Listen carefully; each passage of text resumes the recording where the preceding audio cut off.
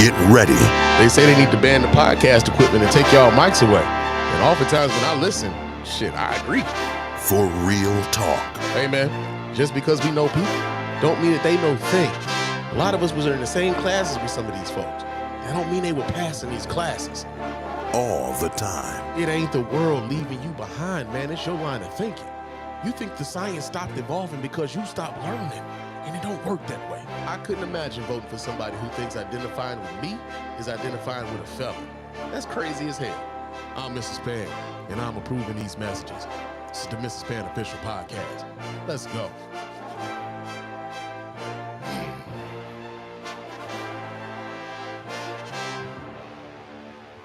Yo, what's going on, everybody? Welcome to the Mr. Spann Official Podcast. I'm your host, Mr. Spann. This is episode number 59 of the show. And, yo, man, this is the second time I talked to y'all this week. So, man, shout out to that. Shout out to motherfucking that. And I wish I had my air horns, but I ain't got no air horns and shit, so no celebration there.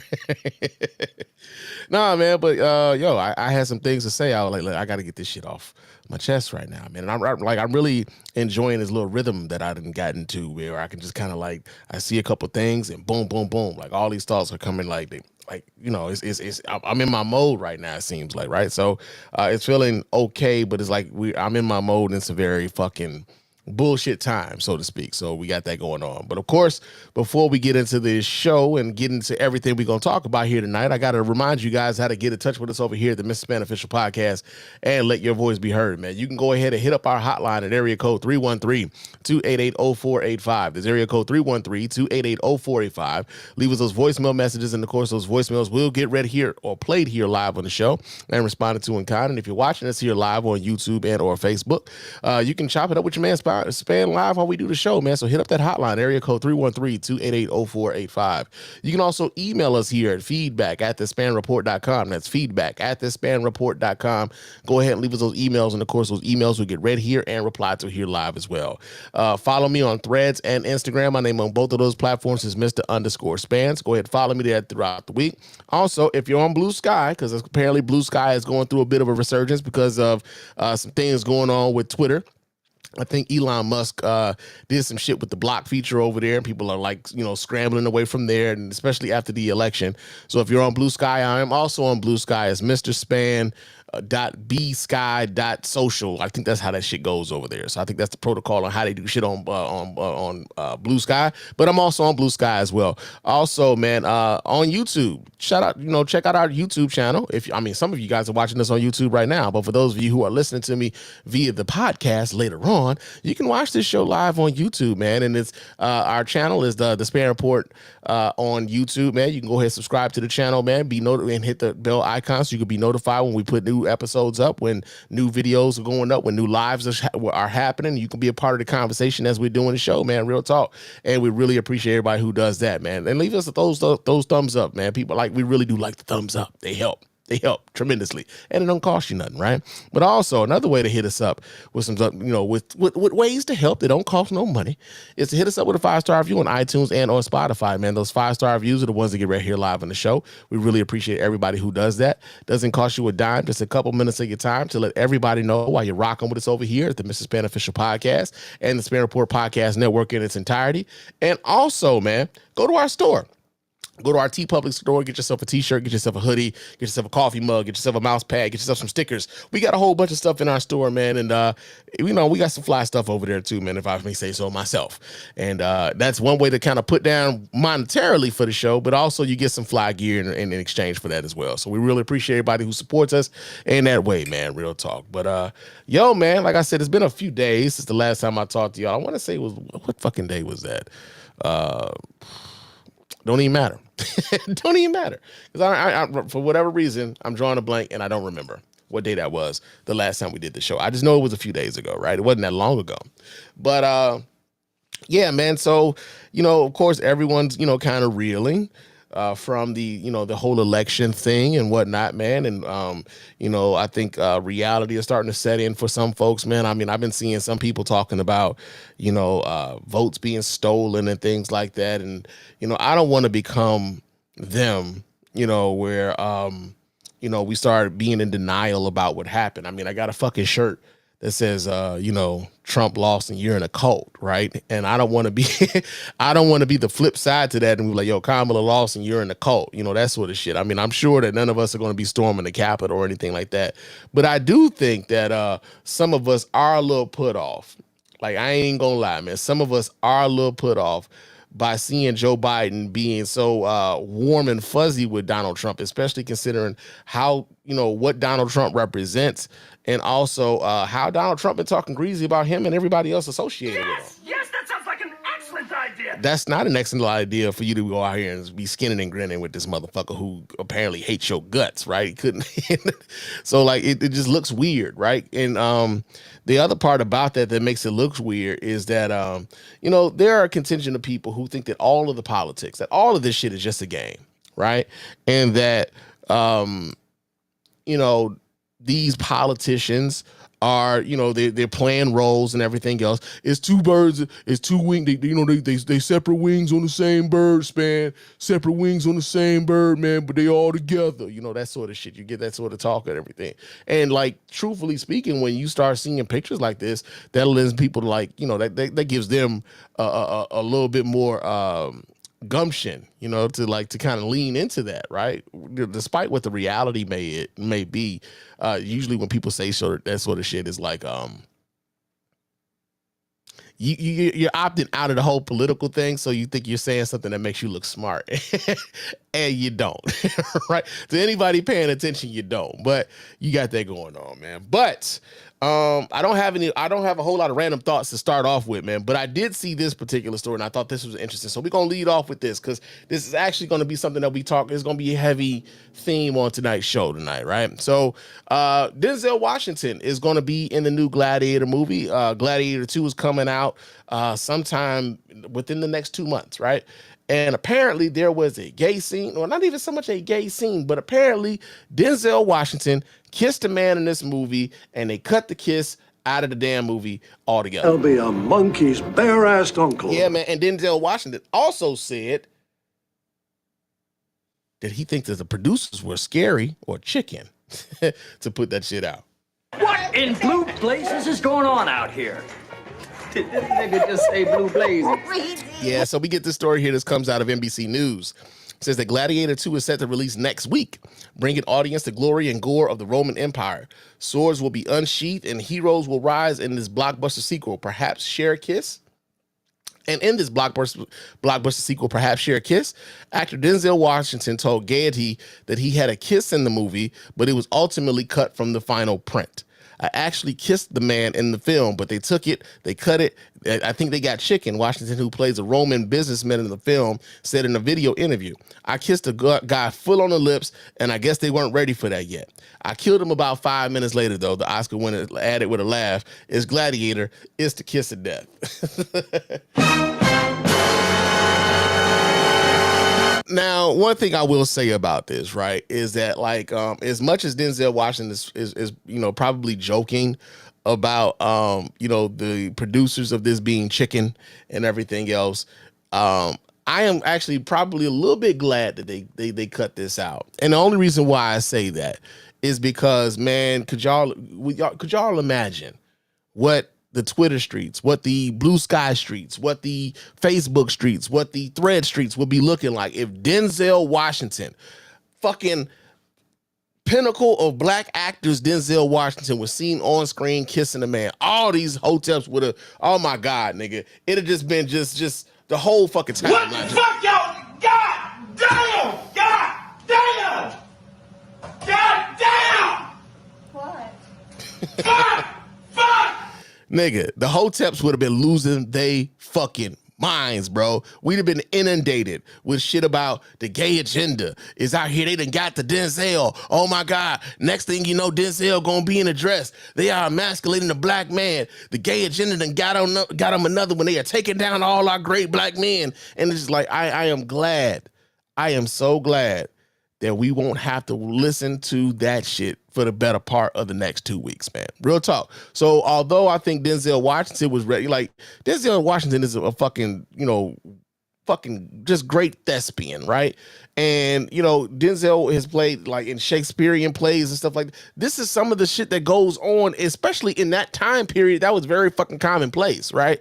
But the idea, like the whole thing of you know, the agenda. The agenda. All these niggas will be all up in arms about the agenda if they just saw Denzel Washington kissing another man in a movie. And my man Peanut is in the chat room. He says, "Oh, they done got another black man with that." See what I'm talking about? See what I'm talking about? They been hitting us up with the agenda, man. We got to hear about the agenda. Like, we don't need to be hearing about the agenda, man. It's always an agenda when you don't like some shit, bro. It ain't never just the agenda when it's on some positive shit that you really want to rock with and get down with. No, it's always an agenda when it's something you don't really like. They make it sound nefarious, you know what I mean? So we got that going on, man. But yeah, I am glad that they cut that from that movie, man. Now, I'm glad of all of the Umar Johnson videos we will not be getting because Denzel Washington's scene kissing a man was cut out. Now, here's the other part about that I think is interesting, is that you know, he says it's the kiss of death. Right. So he kisses this man, but he kills him about 5 minutes later. And interestingly enough, like I can see some of these same Hotep niggas. Well, I mean, but he killed him though. So that make it all right. That make it all right. Like nigga, which one is it? You know, because that's the one thing about a lot of these arguments, man. They are not encumbered with the disability of having to make sense, if that makes sense. Right. So we got that going on, man. Real talk. Denzel Washington had a same-sex kiss cut from Gladiator 2. Well, he didn't, but the producers did, and you know, that's in the news this week, right? Now, another thing that's in the news this week, of course, like I said, Donald Trump, was fucking elected president again, and niggas are having a hard time dealing with it. I ain't gonna lie, niggas are having a hard time dealing with it. But what's even making it even harder is when you start seeing some of the names this nigga is floating for government, like cabinet level positions, right? So Trump is out here naming some of the people that he wants to be, like a part of his cabinet, like his close homies, the people the best of the best people that's supposed to be advising his ass, right? And he decided that he was going to name Vivek Ramaswamy and Elon Musk to the Department of Governmental Efficiency. And to that I say, oh man, hey.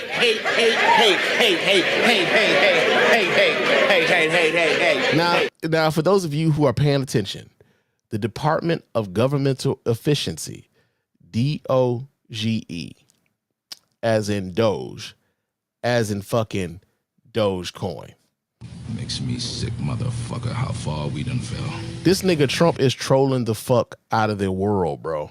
Nothing serious about this whatsoever. Now, here's the part that I think is really interesting, is that people just don't, like, people don't know that you can't just, like, say, hey, I'm going to create a whole new department. Because the department, if you create a department of something, that's a cabinet level job. That also involves Congress. Congress isn't about to come up with a Department of Governmental Efficiency and have a fucking Dogecoin as its emblem. They're not going to do it. But apparently, this is something that he had to do. He had to do something for Elon Musk, right? Because Elon Musk, I think he spent $180 million of his own money to try to help get Donald Trump elected, right? But now here we're talking about the Department of Governmental Efficiency. How do you have two department heads in the Department of Governmental Efficiency? I will never know.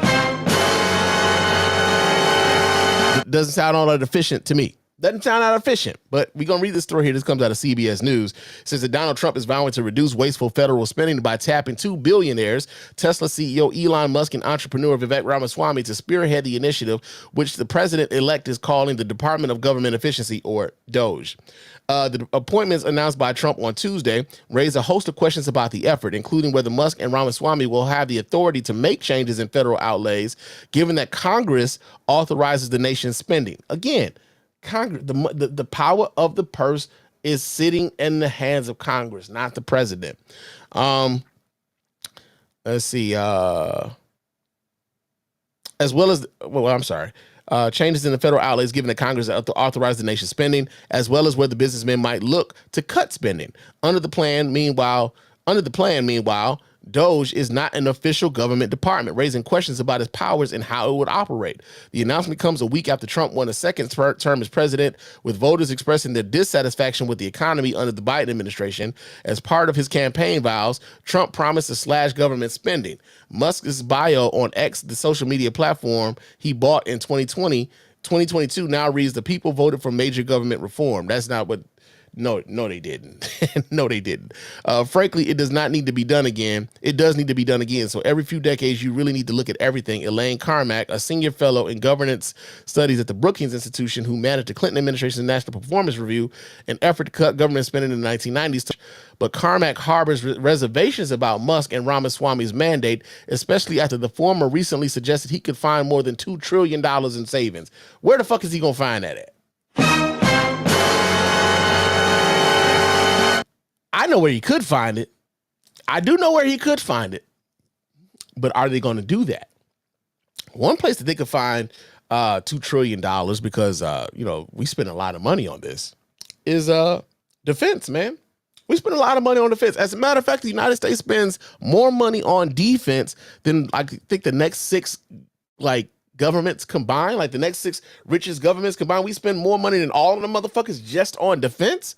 Yeah, they could probably cut the defense budget a little bit, but will they do that, though? Probably not. Probably not. This is the first warning sign that this is going to be a failed operation.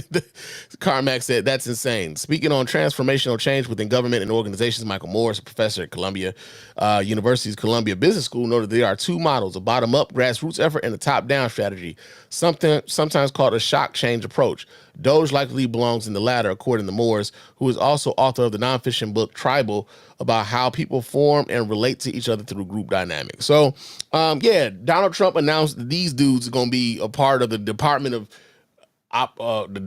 of Governmental Efficiency. So that's troll number 1. Now, troll number 2 has to deal with the fact that he just announced that he is nominating Robert F. Kennedy Jr. to be the Secretary of Health and Human fucking Services. And to that, just not never. Nobody never thought that a vaccine denier would ever be in this position, but yet here we are. So we get this story here. This comes out of NBC News.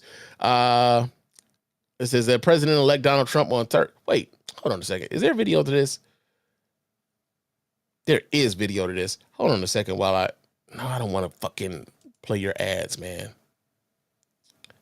No. Let's do no.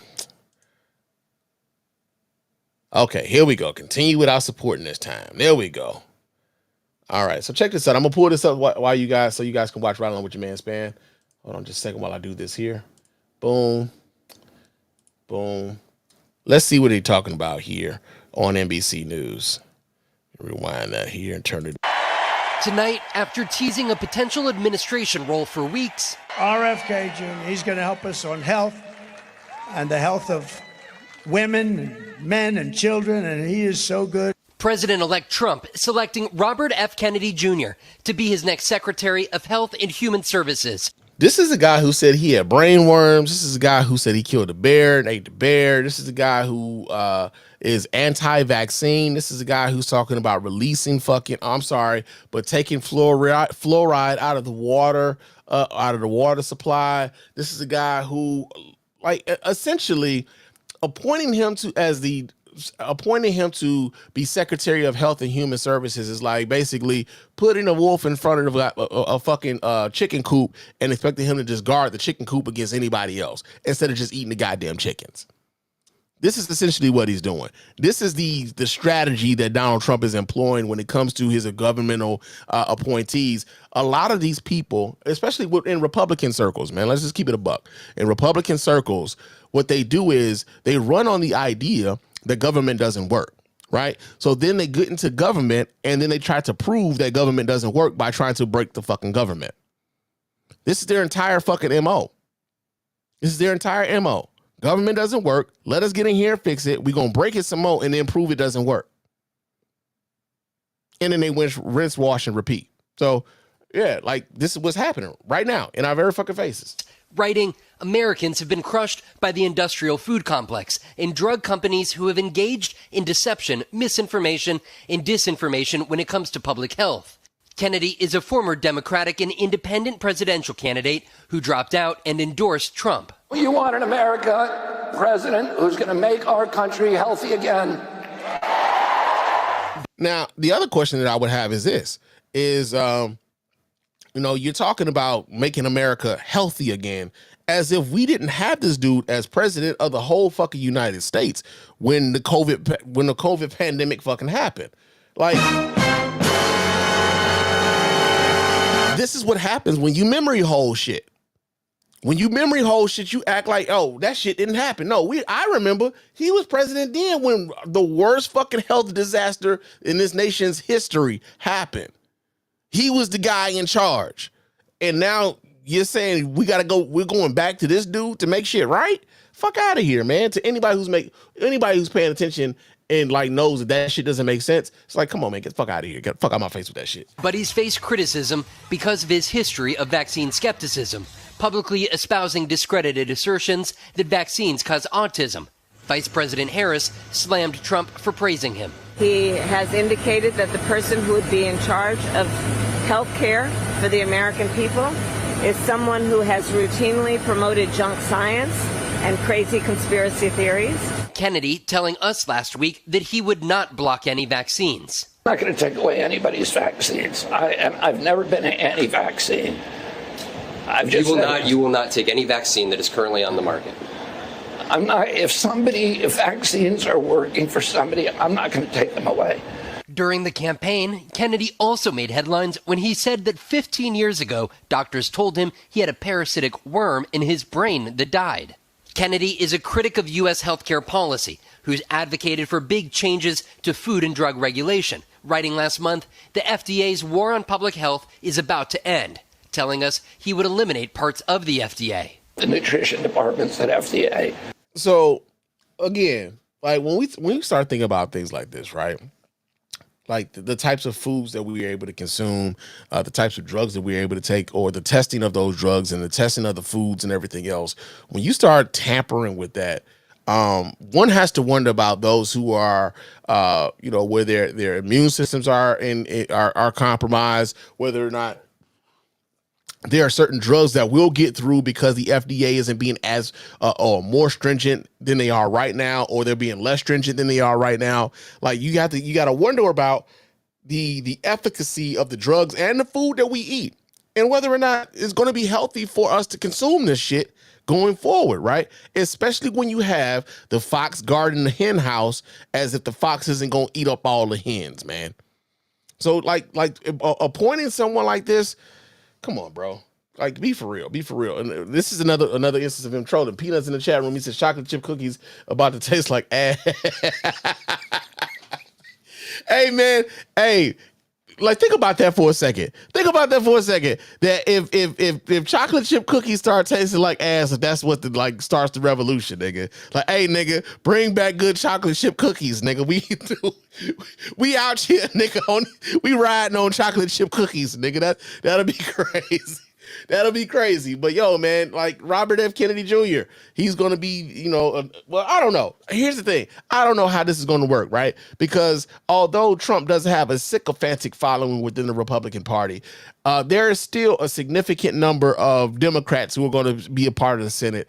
I wonder if it's going to be just a straight up majority vote that gets some of these people confirmed in their positions as secretaries of whatever department they're supposed to be secretaries of.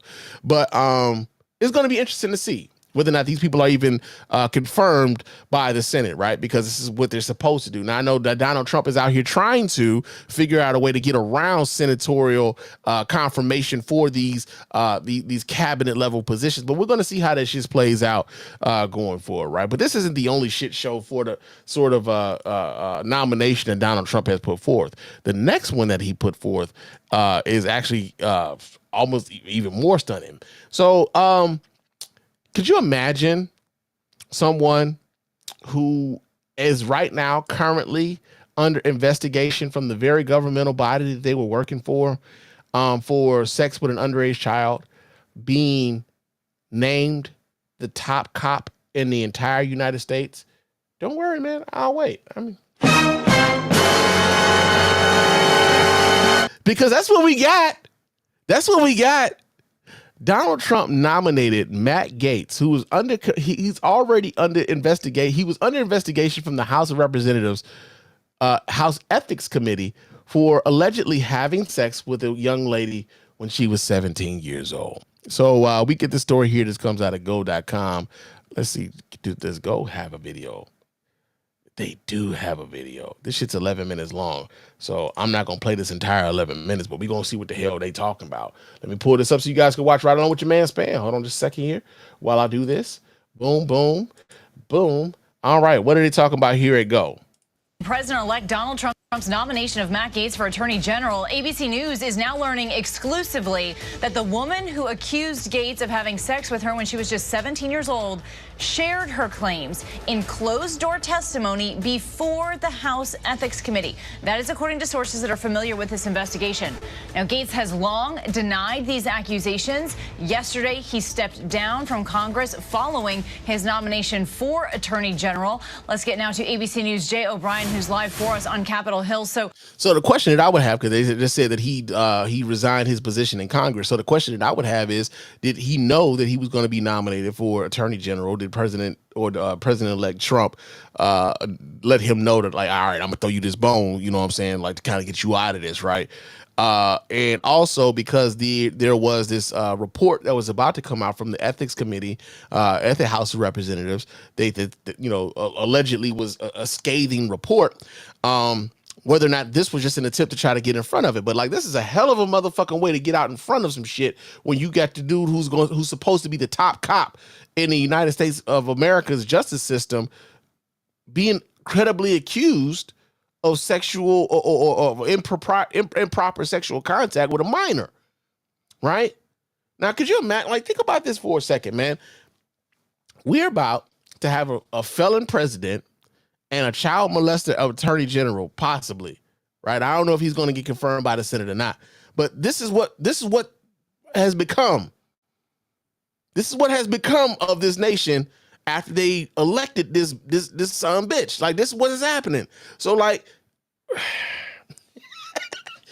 this is crazy. This is absolute idiocracy. Is like it is a charitable term, considering what the fuck we're witnessing right now. Jay, this is quite stunning news here. What more are we learning here about what she potentially said in front of the House Ethics Committee? Yeah, Kana, ABC News has learned, according to multiple sources, that the woman at the center of this investigation into Matt Gaetz for allegations of sex trafficking told the House Ethics Committee when she was interviewed by that committee that she had sex with Matt Gaetz when she was 17 years old and in high school, and Matt Gaetz was a member of the United States Congress. That, again, according to multiple sources who spoke with our Will Staken and our investigative team here at ABC News. Previously, the Department of Justice investigated these allegations of sex trafficking into Matt Gaetz. They did not bring criminal charges. Matt Gaetz has denied any wrongdoing. And then there became this House Ethics Committee investigation into Gaetz, which looked into similar allegations. And it's over the course of that investigation that ABC News has now learned that this woman in question said that Matt Gaetz had sex with her when she was 17 years old, and he was a member of Congress, and she was, of course, a minor. Matt Gaetz has said on Twitter and in other posts that he never had sex with anyone under the age of 18, and again, he has denied any wrongdoing. That ongoing House Ethics Committee investigation into him ended when he resigned from Congress because he was nominated, as you said, by Donald Trump to be his nominee for Attorney General. Because when you are no longer a member of Congress, ethics investigations conducted within the Congress into you end. We now know the committee, according to sources, was wrapping up its investigation as Gaetz resigned, and they were preparing to potentially release a final report with their findings, which presumably would have included this key detail, which again is that the 17-year-old at the center of this investigation says that when she was 17, she and Matt Gaetz, as a member of Congress, had sex with her when she was in high school. Now, keep this in mind, right? We're talking about a party who says they are all about protecting the children. They're about protecting the kids. Some of them out here trying to fuck the kids. As a matter of fact, they want to put one of them who was out here allegedly, you gotta say that, allegedly, one of them who were out here allegedly fucking the kids, they want to make this motherfucker the top cop, bro. Right? They want to make this dude the top cop. So we got an adjudicated rapist, a civilly liable adjudicated rapist as president of the United States, and as an attorney general, he's appointing an alleged child molester. You can't make this shit up. I just fucking just. Oh man, hey.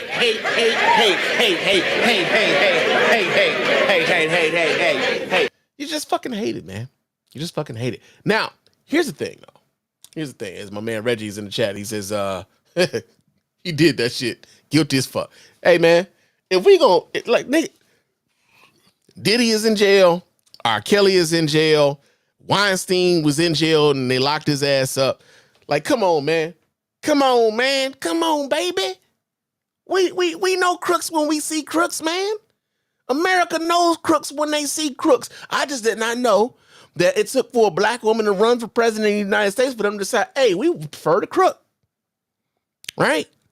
So you got that going on. But, you know, here's the thing, though. As we talk about this sort of stuff, right? Let me escape from that.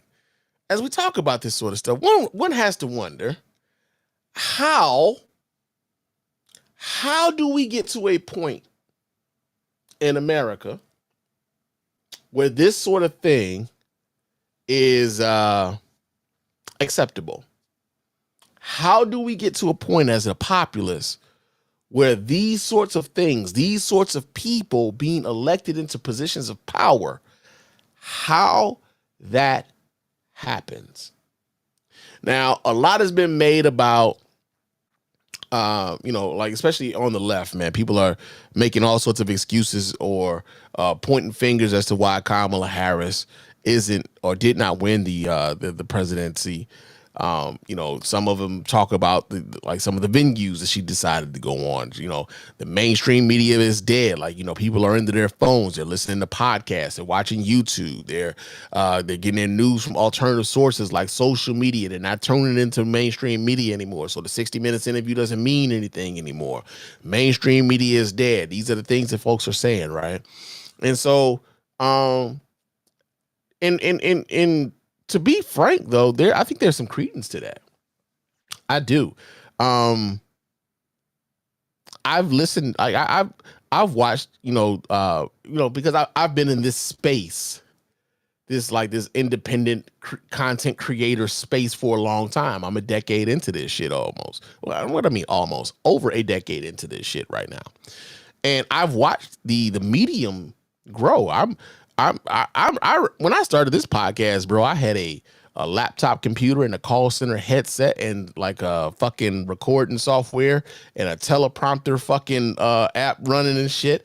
And I was sitting in my apartment living room, and it took me it would take me 12 hours to give you niggas a 1 hour show, right? It was crazy back then. There was no how to do it or anything.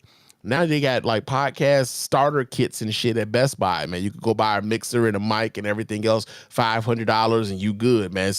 Go to Spotify for podcasters and set yourself up, and boom, you out here broadcasting to the world, right? You go live on YouTube, you go live on Instagram, you go live any motherfucking where now, right? So it's very easy for folks to kind of get into the game. Like the barrier for entry is very low. And so with the barrier for entry being so low, oftentimes the quality kind of goes down because people aren't as scrupulous about what they're saying because they just want to be seen. And oftentimes when you just want to be seen, sometimes you say some of the more outrageous things to be noticed amongst all the others, right? There are millions of people trying to be noticed, and they're trying to get there. Some people are monetizing. They want to be monetized. So you got that whole thing going on. And so oftentimes when you got people who are unscrupulous, when you have people who are just trying to get the bag, and when you have people who just want to be popular, oftentimes the quality of the information isn't as good as it needs to fucking be. And with that, I'm going to get into my expert opinion. right? Now, I want to make this clear. This isn't going to be a regular thing that happens on this show, right? The reason why I thought it was important to highlight what I saw today on My Expert Opinion is because it kind of leans into some of the misinformation and disinformation that I hear, like a lot of people kind of leaning into, and oftentimes these messages get amplified by these sorts of channels and these sorts of programs, and is legitimized by these programs and stuff, right? It's almost like when you used to watch television back in the day, man. If you saw the shit on TV, like, man, it had to be true, right? I saw it on the internet. I heard something say this. And a lot of folks don't do a lot of follow-up, right? But I saw this earlier today, and this is when I was like, yeah, I think I'm gonna hit the mic tonight.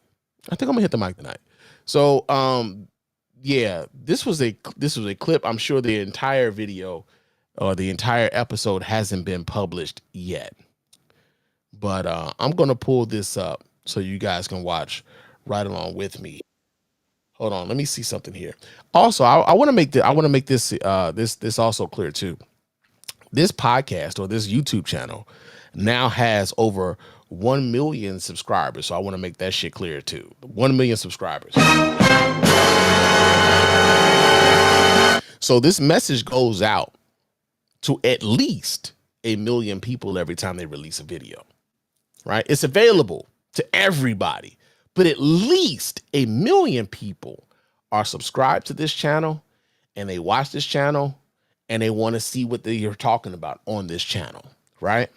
So that's why, you know, I think it's important for us to talk about the messaging that people are getting from a show like this. Okay, so I'm gonna pull this up so you guys can watch right along, because we're gonna critique this. This is a 26-minute video, but we're gonna critique this shit, and this is why I think so much of the misinformation and disinformation that goes out kind of results in how we get the government that we get, because they're like, people are passively taking in these sorts of messages. So I'm gonna pull this up so you guys can watch right along with your man Spann. Hold on just a second here while I do this here. All right. Okay, let me go ahead and maximize this. Here we go. Let's see what they're talking about here on My Expert Opinion. Okay.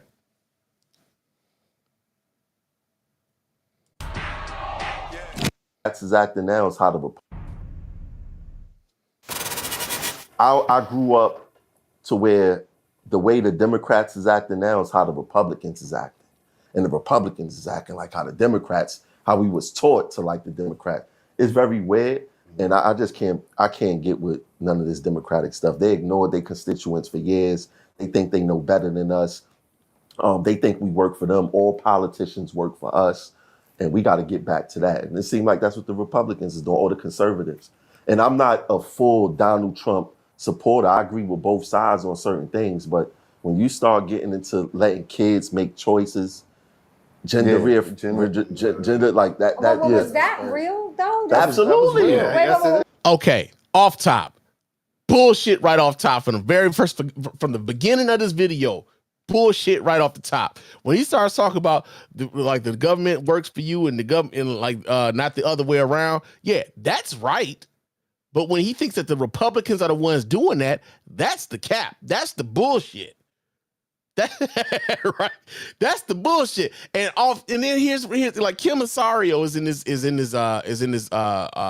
podcast, right? The very first question she said, when this nigga comes out of his mouth and says kids are making decisions about how they want to be with their sexual orientation and gender, first thing she says is that real? Now, y'all know, if y'all been listening to me for any length of time, we've talked about this here on this show. It's not. But this nigga believes in it. He believes in it heavy. So watch it. Like it's crazy. Watch this shit, man. Letting kids make choices, gender like that. Was that real though? Absolutely. Wait. Hold on, we got a comment here in the chat. I'm gonna say, really highlight my man. Reggie says that was not real. It's not real. It's not fucking real. Kids making choices without the parents. under 18? Yes. In every state? Listen, I went to Albany and I fought back against the bill. The guy of the health department, his last name is Guerrero. I said, if your child, it was his second in command that I had to meet with. I said, if your child come into the house with a tattoo, how would you feel? He didn't give me no answer. He said, I don't have no kids. The people who's making these decisions about... He didn't give me an answer, but the answer was, I don't have any kids. He gave you an answer, B. He gave you an answer. The answer was, I don't have any kids. But also, I'm getting ahead of myself. But I'm going to let this play some out. Kids don't have children, or they have children who's grown already. They not even going to be affected. Wait, I need clarity on this. Right. You're telling me that there were examples of kids under 18 that were actually getting this gender... The laws on the books. The laws on the books. Okay. Yeah, thank you. Okay. My man's in the back here, the dude in the green jumpsuit, talking about Dwayne Wade. Now, Dwayne Wade's child, Zaya, hasn't had any surgeries as far as I know. Also, it's none of my fucking business whether or not Zaya Wade has had any surgeries at all. The only thing that I know is that Zaya Wade identifies as trans and Dwayne Wade supports his child, and Dwayne Wade gets flack from niggas for supporting his kid. Right? All of these niggas will be mad at Dwayne Wade for actually affirming and loving on his child. Right? So this isn't even so much about, they're talking about without parental consent. Dwayne Wade is on board and affirming and supporting his child through their transition. And that's a problem for you niggas too. Right? So don't make it about whether or not the parents have a choice in the matter or not, because even in places where the parents are on board with it, you niggas still have an issue. To even bring Zaya Wade up in this particular instance is crazy, because the topic of discussion is whether or not this is happening without the parents' consent. Dwayne Wade is fully aware of what's going on with Zaya Wade. Fully aware of it. The reassignment the laws on the books. Or just simply... under 18, without their parental consent? Or just genuinely saying identify as they, him, them, whatever. Right. Without anything. And so she's asking them a very specific question, and they're just saying yes, yes, yes. She's asking them a question about whether or not it is legal for a child to get gender-affirming care without the consent or the knowledge of the parent, and they're just saying yes, that is the law. And to that, I will say that's the dumbest thing I've ever heard in my life. No wonder you get D's and everything. Nigga, your kid can't go to a teacher and get a Tylenol for a headache without like getting somebody's approval or permission. You think they about to go to a hospital and get some gender affirming care from a hospital, some surgery for gender affirming care without the knowledge of a parent at some point? Be fucking for real, bro. Be fucking for real. Like, this is the level of misinformation and disinformation that gets sent out to the community about a group of folk who most people within the community have very little interaction with at all.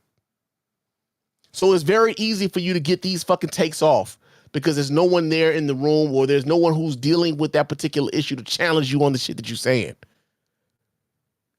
Right? And so it just like the snowball just builds up and it builds up and it builds up. And you got these ignorant niggas in this barbershop with a audience of at least 1 million saying that it is a law that a child can go into a hospital or they can get gender affirming care and the parent don't even get to know about it. That is absolute, complete, and utter bullshit. It's crazy how much bullshit that is. We got another comment here from Reggie. My man Reggie says, D Wade gonna have to go Will Smith on these people talking about. Man, listen, all of these niggas, man, like They feel very comfortable talking about, like, this is why I like, yo, D Wade is like, as much as I hate that he didn't come to the Bulls when he should have came to the goddamn Bulls, right? But he's a real one about his kids, man. He's a real one about it. And like, as much as, like, again, these dudes are talking about whether or not somebody being like a parent being aware of the situation or not. When you have someone like a D-Wade who is not only aware, but being public about his awareness, now y'all saying something's wrong with him too. So it's not about the parental awareness. Y'all just simply have an issue with somebody being different, and you don't understand them being different. And rather than just try to learn about what the differences are and try to understand it, something is wrong with them. People hate what they don't understand, man. And if you actually try to learn about some shit, maybe you won't hate that thing because you understand that thing. Right? That's the wild shit. This is the wildest shit that's going on right now, man. Real talk. That doesn't mean they were having gender reassignment surgery. No, but they was able to get a medical procedure without the parents' consent. That's what. Nigga, nobody's getting a fucking medical procedure without the parents' consent, especially gender-affirming surgery without parental consent. If you believe that, nigga, I will sell you the Brooklyn Bridge, and I don't live in New York, nor do I own that bitch. Right? But this nigga told, I went all the way to Albany. This nigga went to a state capitol with bogus information, talking about I talked to the second in command, he didn't give me no answer, but his answer was, he ain't had no kids. Right? This is the level of bullshit we dealing with. And this goes out to at least 1 million people. So all of this to be acknowledged as such. And that's the law. That's what y'all saying. That's the law. That's what Trump said. I'm stopping it from day one. I can't believe that's not the question. I don't believe what Trump says. Is that the law? Yes. And it just passed Prop 1 in New York during this whole thing. That's what Prop 1 was about. People. Okay. So after I was listening to this earlier today, I looked up Prop 1. I'm going to read a little bit about Prop 1 here on the show tonight, but I'm going to let them talk a little bit more about Prop 1 because, again, when we're talking about niggas not knowing shit, Buddy said he went all the way to Albany to advocate against this proposition that was on the ballot for New York voters.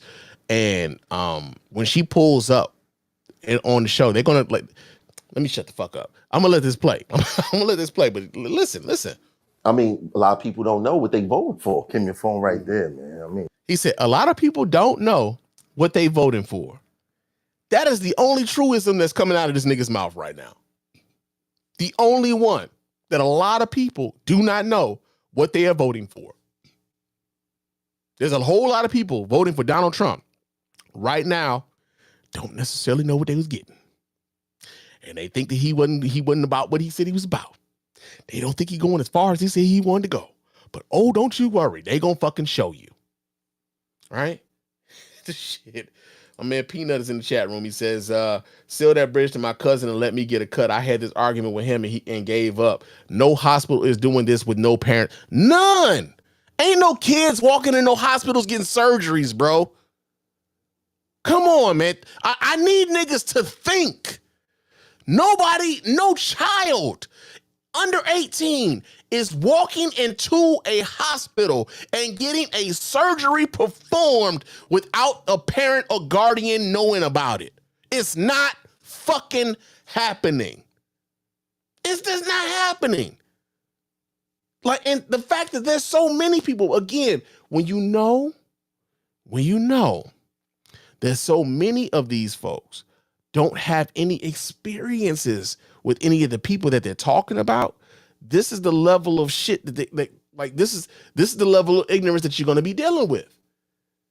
Right? Because they're not curious to figure it out on their own or to be like, hey man, what is this about this that I don't understand? Let me figure this out so I don't be out here saying some dumb shit in front of 1 million people. They're confident in their ignorance, man. It's crazy. It's fucking crazy. It's insane. And the fact that he's like, people don't know what they voting for. Yeah, nigga. You don't either. You don't either.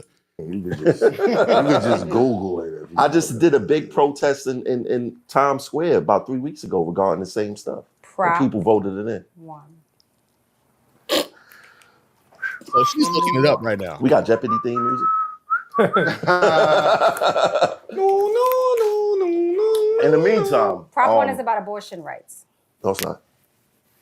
Not only. In New York, it is. You got to read the whole thing. She went the first line. The first line and said, wait a minute. I got him. It's so broad. Got him. The problem with Prop 1. I got to test y'all. Sometimes y'all. No, the problem with Prop 1 is that the rights is already instilled in the Bill of Rights in New York. They want to make it more broad because they trying to be slick on the interpretation of it. Why you go create a new law when we already got those protections? It makes absolutely no sense. Well, so I do think that let me pause this for a second. As a parent, let me pause this for a second because he talked about this being about abortion rights, right? So when they were talking about this, I looked this up and I got this from, where did we get this from? The New York City Bar Association, right? Prop 1 will be listed on the back of the ballot, so voters will need to flip over their ballots to vote on Prop 1. What Prop 1 will do is establish constitutional protections against discrimination based on ethnicity, national origin, age, disability, and sex, including sexual orientation, gender identity, gender expression, pregnancy and pregnancy outcomes, and reproductive health care and autonomy. These protections would be in addition to the current explicit protections against racial and religious discrimination under the state constitution. When a right is established in the Constitution, it is protected from future legislation that might put it at risk.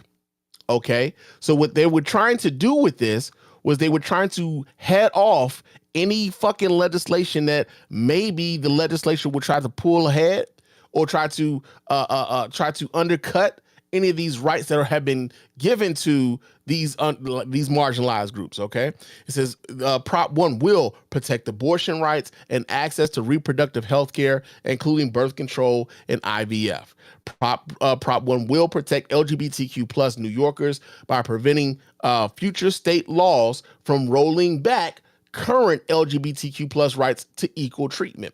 Prop 1 will protect older, disabled, pregnant, and LGBTQ plus New Yorkers from government discrimination in hiring, pay, and promotions. Okay, it will ensure that older and disabled New Yorkers will have access that they need to vote and use public spaces and facilities. It will prevent discrimination against all individuals and clarify that the amendment cannot be used as a basis for attacking programs that are battling discrimination. Now imagine sitting on a podcast or a YouTube channel with 1 million fucking people at least listening to you, and you as a black man are advocating for or advocating against a program that seeks to stop discrimination against marginalized groups. And to that, just shut up. Shut the fuck up. Damn. Enough. Boy, I've been sick to my fucking stomach watching you imbeciles type things.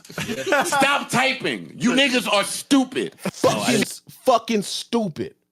I couldn't imagine being a black man in America sitting in front of 1 million motherfucking people saying, yeah, I want discrimination for some of these other people, just not me. That's the dumbest shit I've ever heard. And the act as though she doesn't, of course, like, the woman on the show, sorry, I'm forgetting her fucking first name. But she's trying to look this stuff up because, again, she's like, yo, is that fucking real what you're talking about? And that's another thing.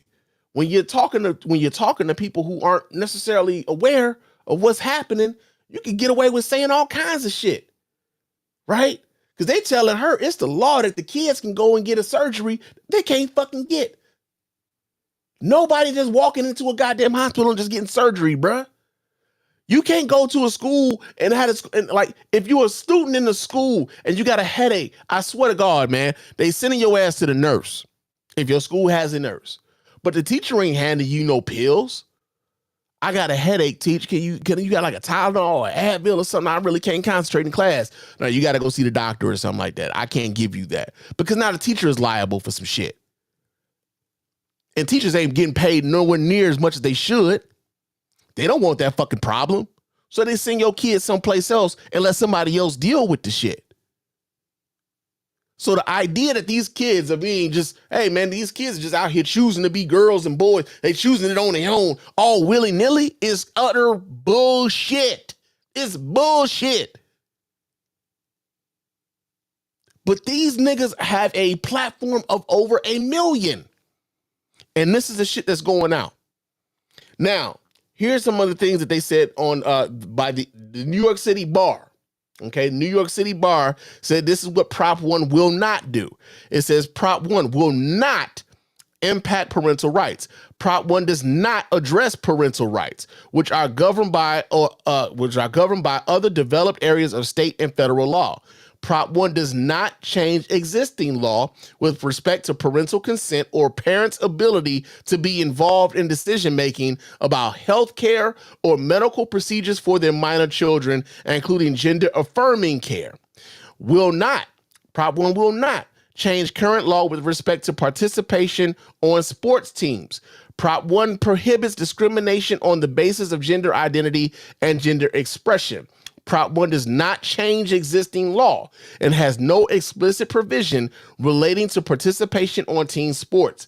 Prop 1 is consistent with Title IX, the controlling federal law that has already been interpreted by federal courts to require young people to play on sports teams that match their gender identity and expression. Now, here's the other thing that I think is very interesting about this.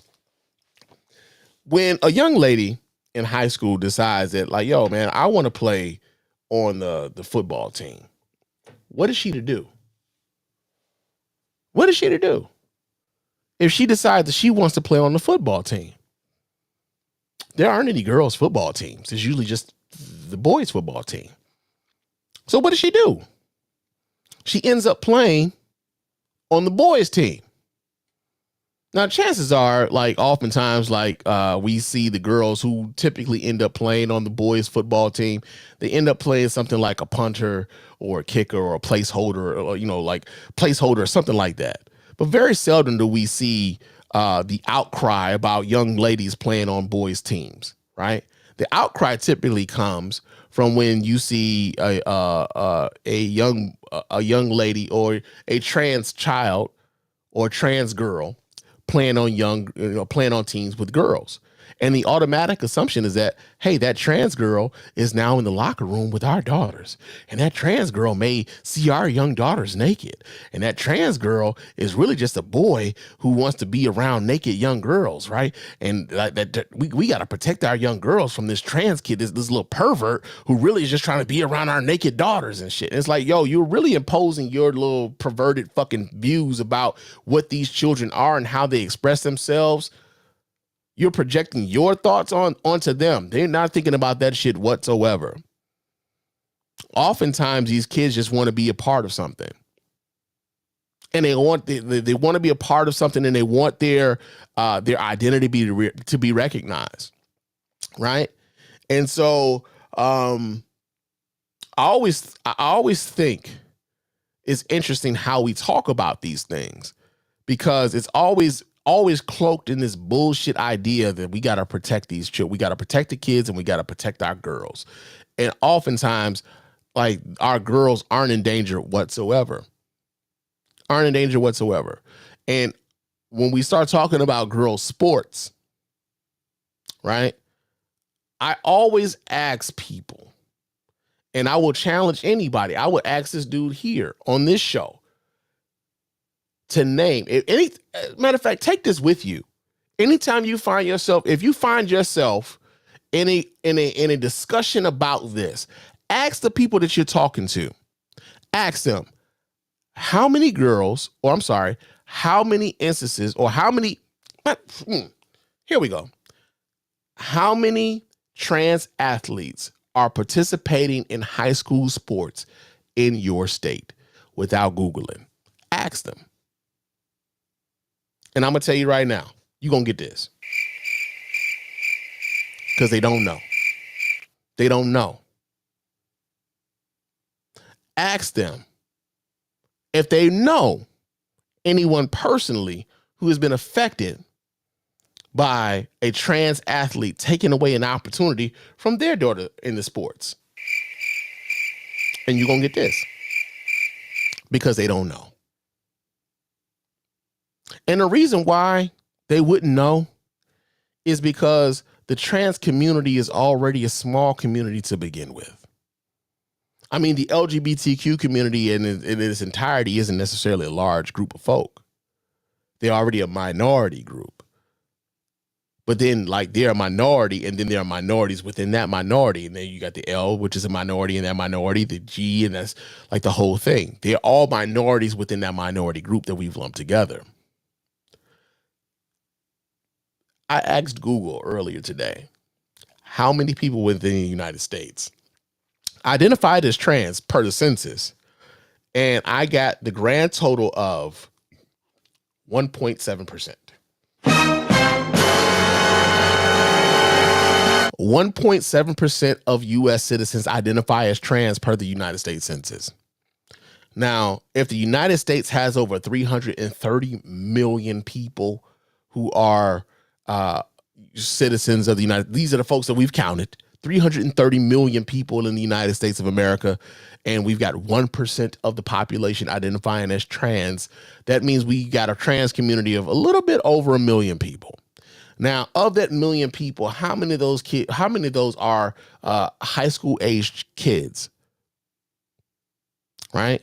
How many of those are high school age kids? Probably, let's say 500,000. So we got 500,000. Let's just give it that 500,000 high school age kids are transgender. Okay, how many of these transgender kids how many of those 500,000 transgender kids are participating in high school sports?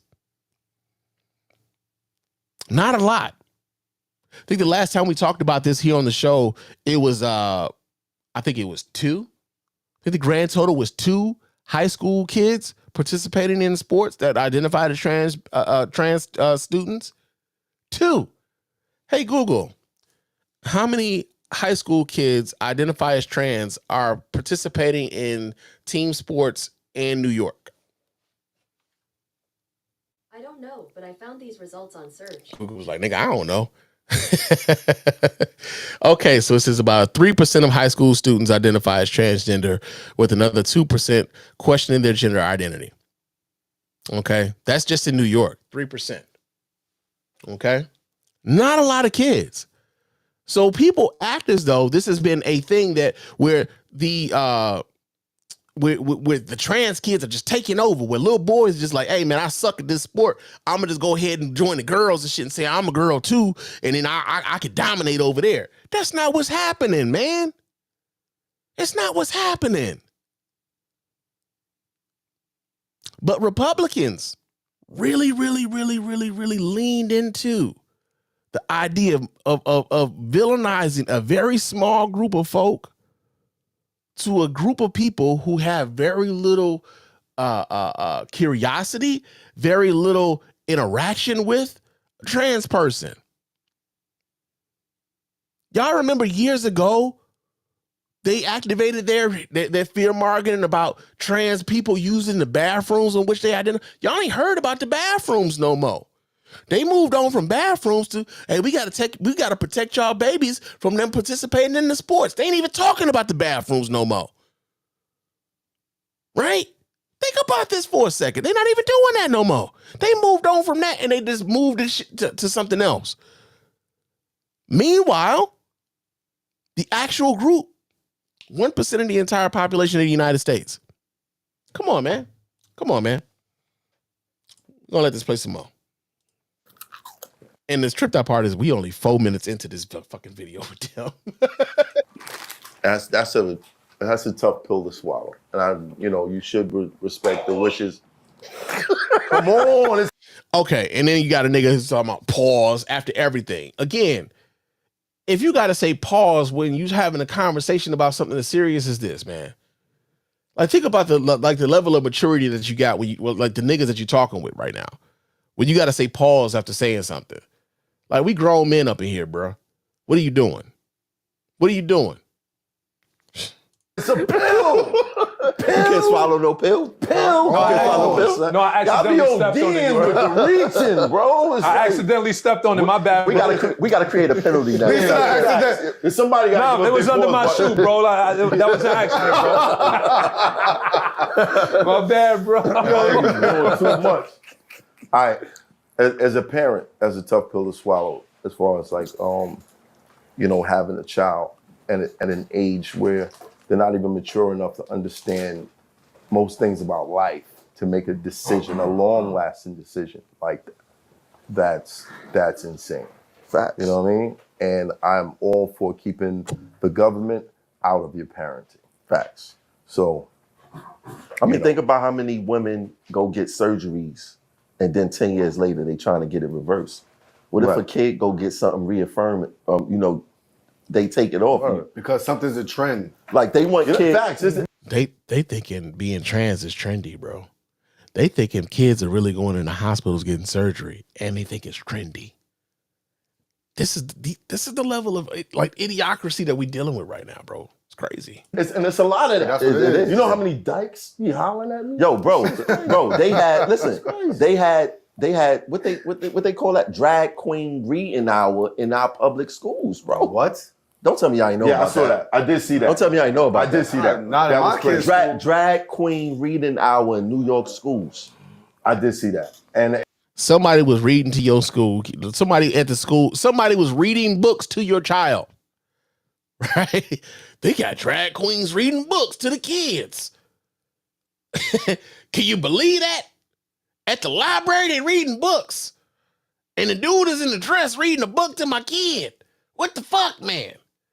Bro, when you in a barbershop talking about pause, and anytime somebody says anything about swallowing anything or eating a certain type of object or something like that, like clearly you aren't on a level mentally and intellectually where like you could even have a decent conversation without that stupid shit.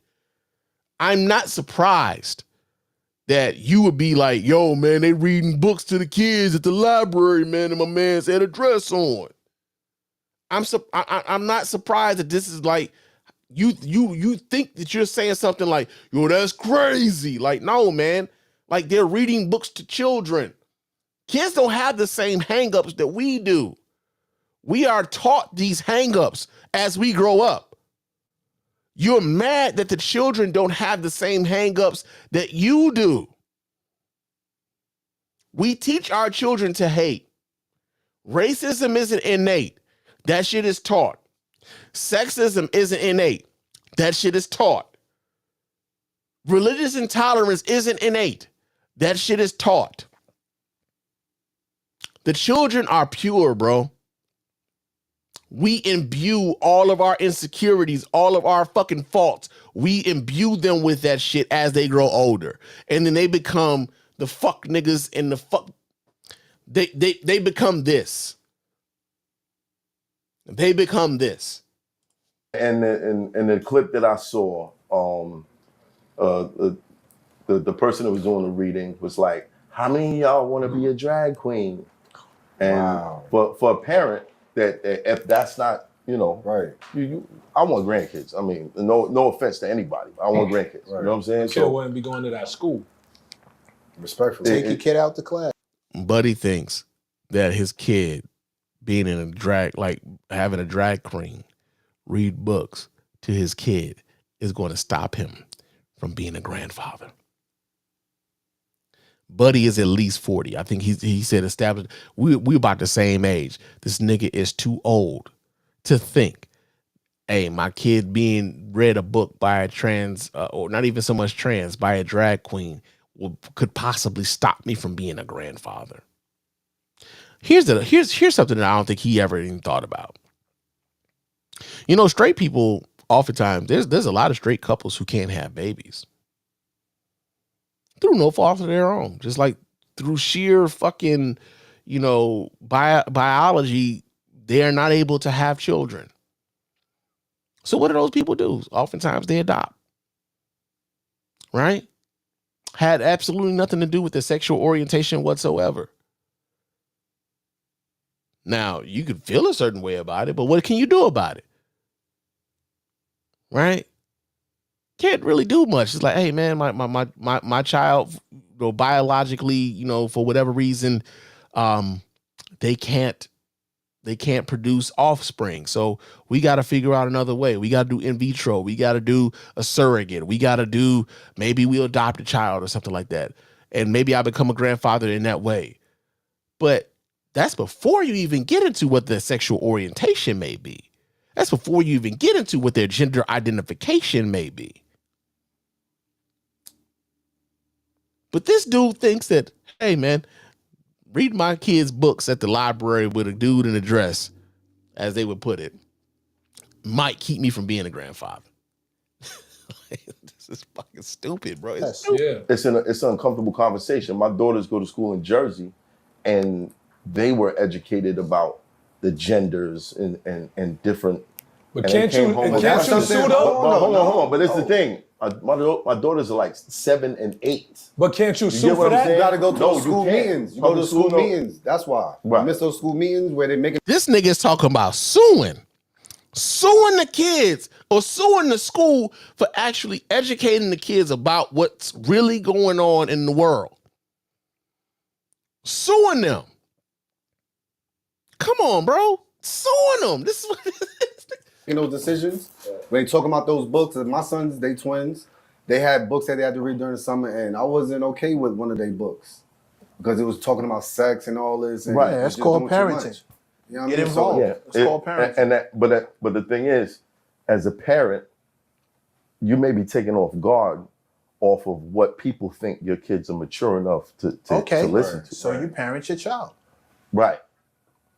Again, it's still something like I wouldn't want to teach my kids about death before they know Santa Claus is not real. Right. You dig what I'm saying? So you parent your child.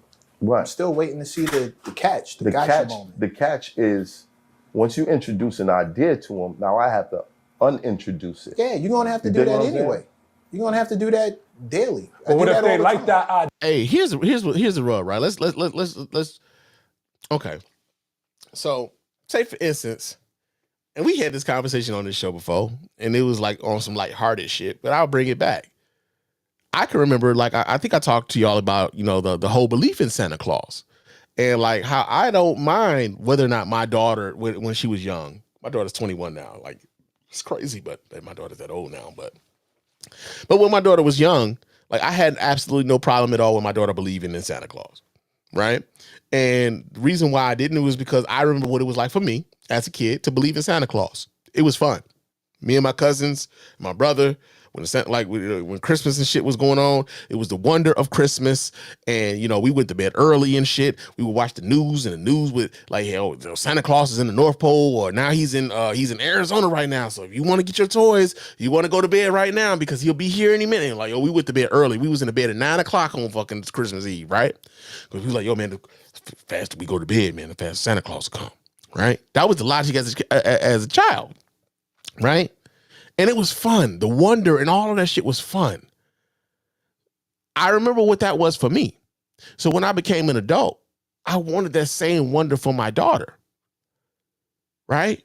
I wanted that same wonder for her, where she woke up and she saw all of the stuff that she asked for, some of the stuff that she didn't ask for, but she got that too, right? I wanted that for her because I remember what it was like for me when I was a kid. And I've talked about how when I would talk to people about it, oftentimes the biggest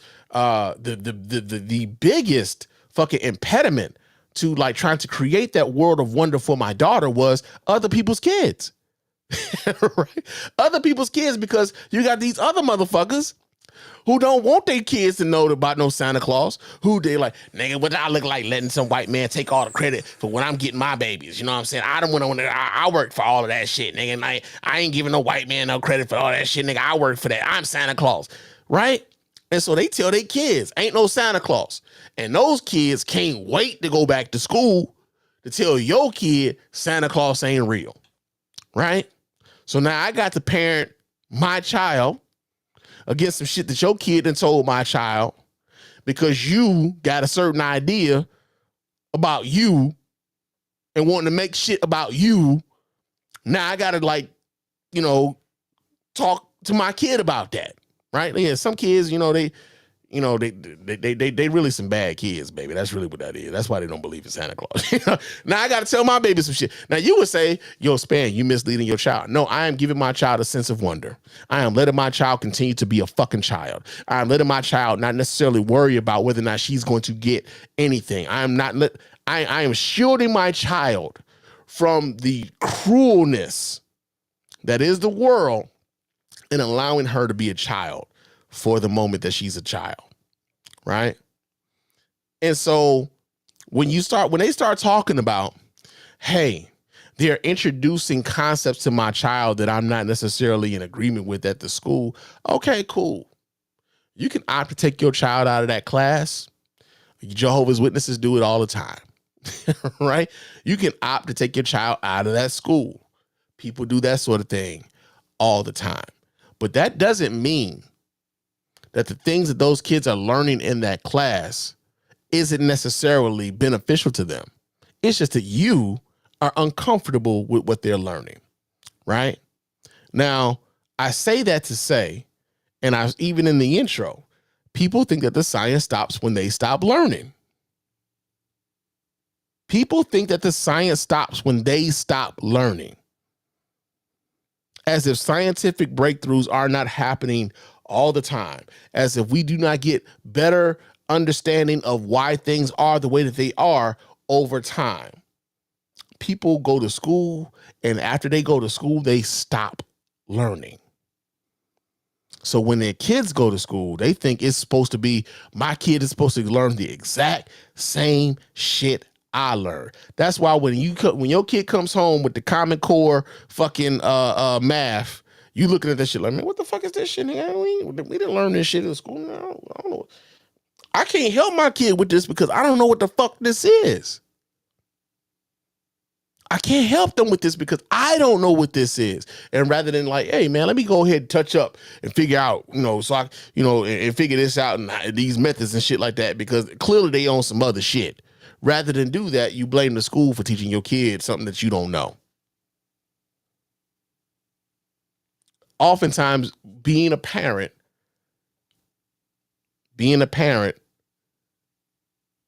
is about us allowing our children to grow in ways that we weren't allowed to grow.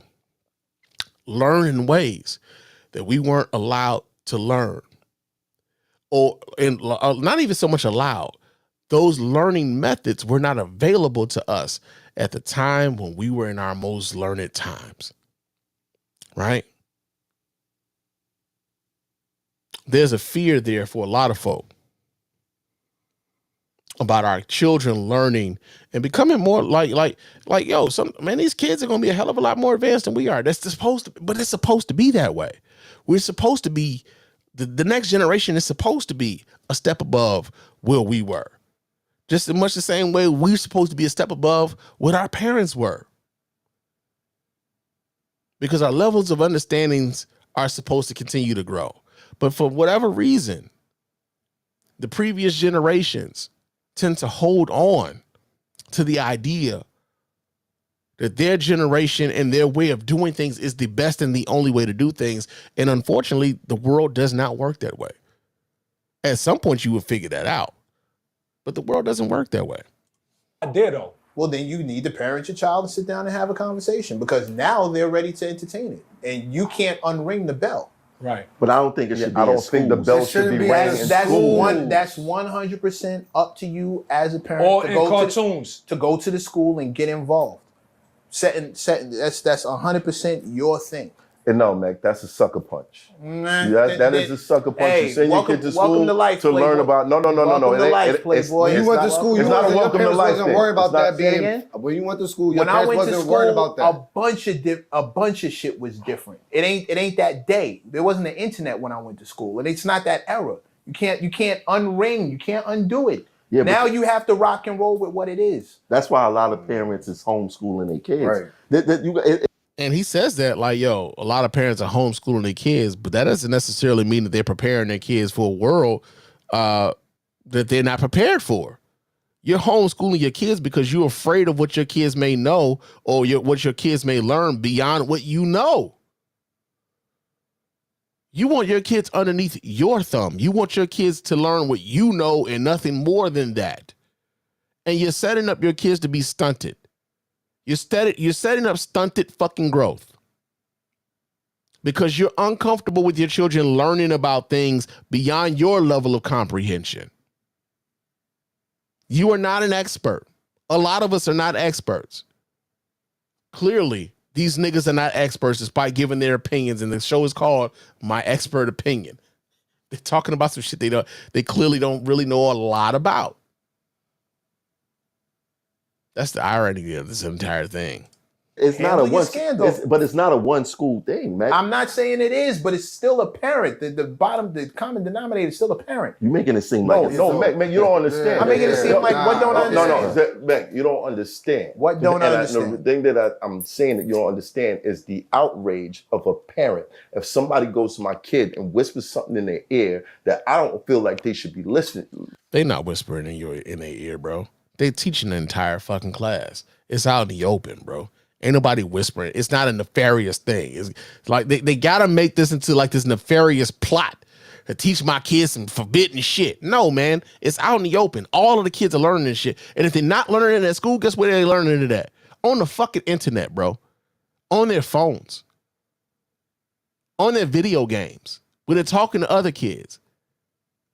Would you rather they learn it from other ignorant ass kids, or would you rather they learn certain things from people who are competent, certified, educated educators?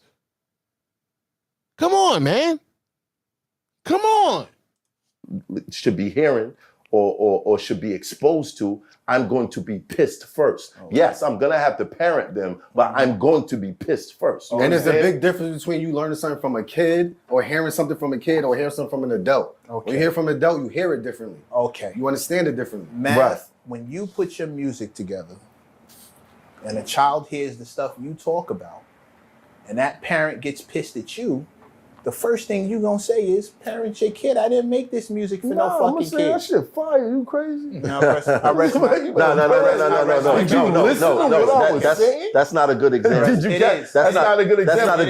Because I don't make you're a woman, you're a man, and you're a man. I don't make music like that. Doesn't matter what you're whispering. You're whispering something that a parent may not want their kid to hear. But you want to know what? Didn't you just say death before Christmas? Before Santa Claus? You just said the reason why I think it doesn't fit because you're talking about music in school, and you talking about school, right? School, yeah. And what's the biggest audience for TikTok? It's school-age children. But the teacher's not putting on the screen saying watch this TikTok. No, but they don't need to when it comes to TikTok because kids go sort that out. There's a difference. Yeah. I don't send my music out to children. No, we send our children to school. You send it out where children are gonna be. And you hope. No, Matt don't even put out music, bro. That was the worst thing. We can't even get this nigga to push shit out. You know what? I'm quiet. Hey, real quick, I'm gonna refresh my drink real quick, and I'm gonna leave you guys with some sounds while I'm gone. But we're gonna get right back to this. Hold on just a second, guys. Let me do this here. Just this once.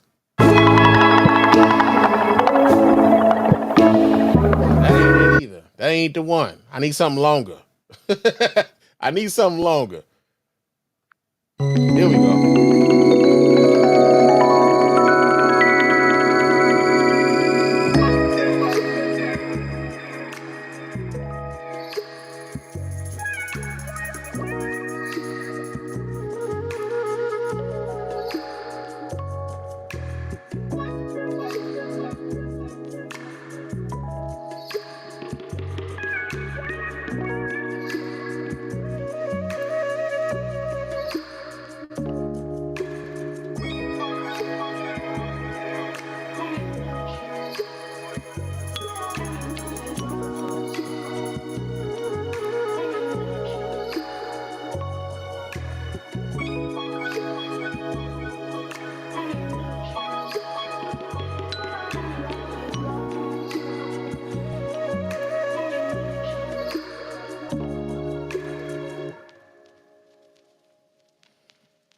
That shit sound like it was smooth as hell, y'all.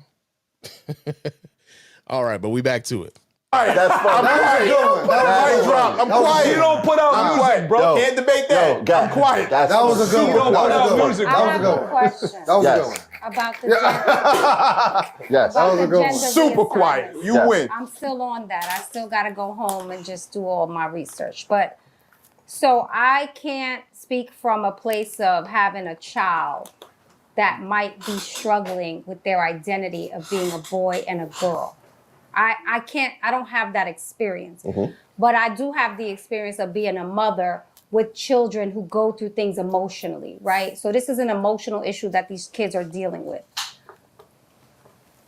Hypothetically speaking, if there's a child who grows up, and again, I don't have this experience, so I don't know, and they, you know, maybe they're born a boy, but they identify as a girl, right? And they're going through and struggling emotionally, you know, suicidal ideation, whatever it is, because I'm sure there's a lot of studies that can show, you know, what type of things these parents are dealing with when they have children who might identify as a different sex. So if a gender reassignment surgery can save that kid's life, because maybe mentally, we don't know what they're struggling with. Whoa. We don't know what they're struggling Can with. save that kid. No. I got. Let's let her finish. Listen. Let her finish. Listen, I'm asking a question. She's already, this is how you know these niggas don't listen. She's already said that this kid may be dealing with suicidal ideation and everything else. And part of that has to deal with the fact that they do identify as trans, and they are living a life where they can't live out their true humanity. And they don't know if they can like continue to do that. He's acting as if that's a far-fetched fucking idea. And it happens all the time. It happens all the time. Question here. Because I just said I'm not equipped to have a conversation about this because I don't have the experience of growing up as a girl. You know, I grew up as a girl and I always wanted to be a girl. But I don't know what it's, and we don't know what it's like to want to be the other gender. Right. So we, like, if there's a law that allows them and their parents to actually make a decision for them that's going to, and I'm going to go extreme here and say save their life, why would we be against that? I'm not, okay. Why would we be against that? Nobody should be against that.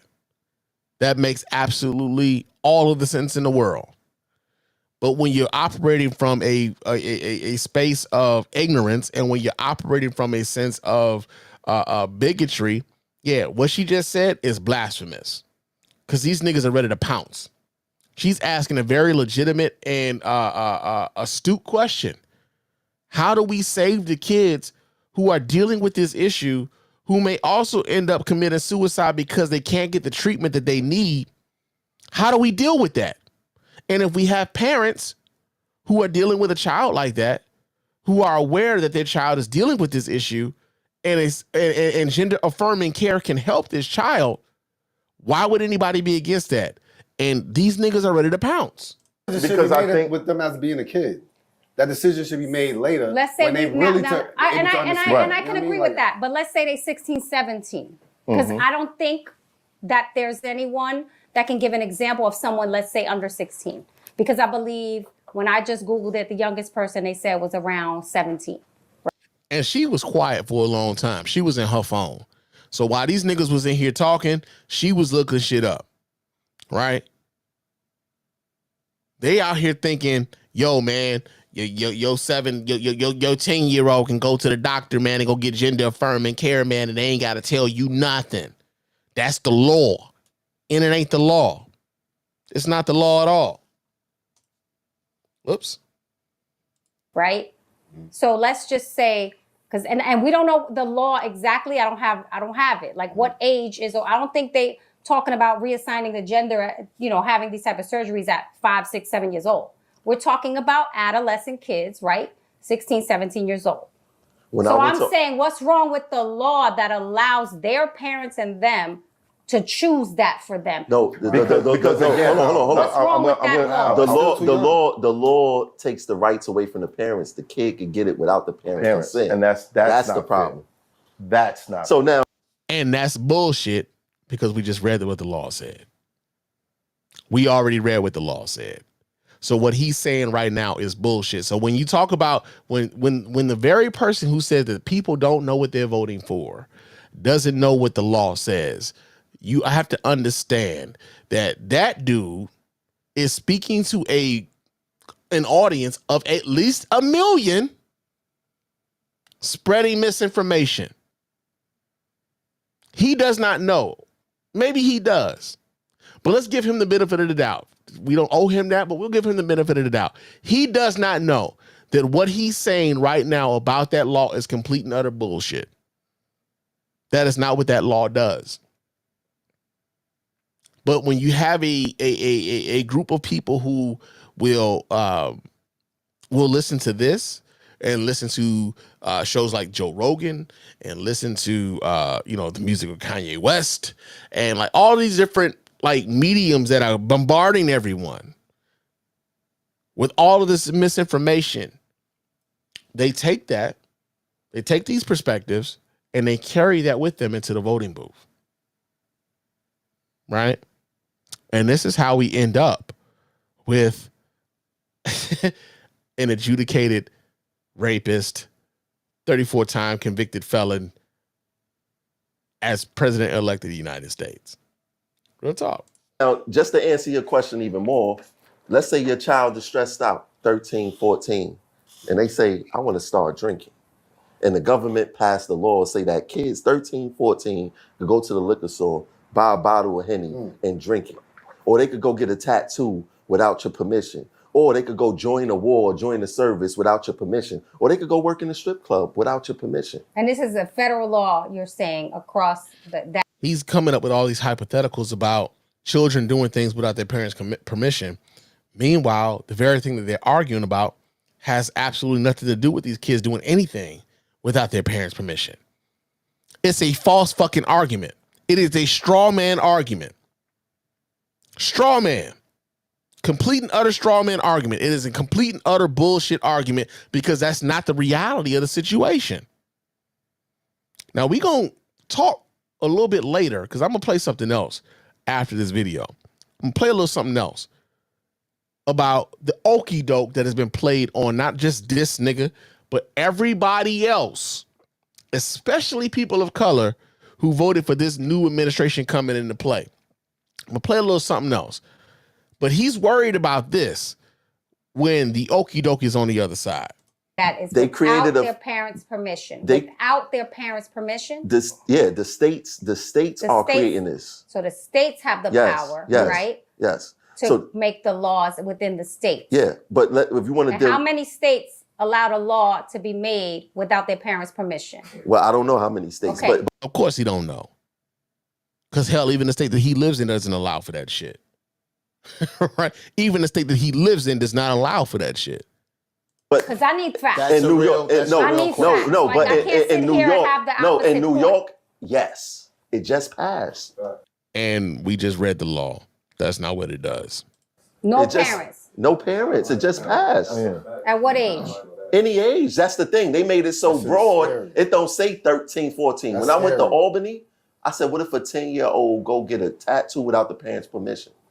He didn't say it was wrong. My 10-year-old can't go into the hospital and just get a absolutely they can. Surgery. Absolutely they can. Why not? Absolutely they can now. They took it away. They took it away. I got a sign for my kids anytime they go into a hospital. We can't argue this point if you don't believe that it actually exists. Because it's bullshit, bro. It's fucking bullshit. Y'all are arguing a bullshit point. Y'all are gaslighting this lady.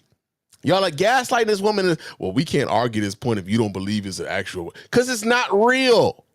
She asked from the very fucking beginning, is that real? And the very fucking verifiable information about that is this. No, it is not fucking real. These niggas believe a complete and utter fallacy bullshit talking point. a boogeyman that was put in front of them, right? About a marginalized group that they have very little knowledge of, nor very little curiosity to learn about. It is a bullshit talking point. Now, I said I was going to play this entire thing. I'm not going to do this because we're 15 minutes in, but we got like another 11 minutes. But I'm going to do something. I'm going to show you guys something. And this is why I said this is complete and utter bullshit. And this is the okie doke. Okay. So the reason why this is the okie doke is because I need, especially people of color, Black people, those who would listen to a show like that and come away from that particular discussion thinking that trans people or trans kids are out here operating with impunity without their parental consent and everything else, right? I need y'all to see the okie doke in this. So I'm going to pull this video up and we're going to we gonna pull out the okie doke from those, because what's that dude named Math Hoffa and that other dude in the red cap? It wasn't a MAGA cap, but it was a red. They're Trump supporters, and part of the reason why they're Trump supporters is because I know that what was that, Robert F. Kennedy Jr. came on their show a couple times. So there's that infatuation with being in proximity to power. Hey, the guy who's going to be the Secretary of Health and Human Services came and came on our show a couple times. So we rocking with him. You know, you got that going on. There's a lot of infatuation with being in proximity to power. And it's in fact like it's intoxicating to people who want to be close. Right. So I'm going to pull this up. And we're going to listen to Donald Trump himself talk about how he wants to shut down the Department of Education. Check this out, y'all. Listen very fucking closely. With another Trump administration on the horizon, some states like Oklahoma formed a committee to look at potential new education policies. Here in Arizona with the Department of Education, they tell me they're not at that point yet, but make no mistake, some policy changes could be coming. We owe our children great schools that lead to great jobs. That's the goal for President-elect Donald Trump. As for the plan, one of his campaign proposals is to get rid of the U.S. Department of Education. We're going to end education coming out of Washington, D.C. We're going to close it up. All those buildings all over the place, and you have people that in many cases hate our children. We're going to send it all back to the states. Is that possible? And how? Okay, so this isn't what I thought it was. Hold on a second. Let me pull something else up. Let me do this here. Just a second, fellas, or people, fans, listeners. I love y'all. Hold on just a second. Donald Trump, Department of Education. Videos. That's the same one I was just watching.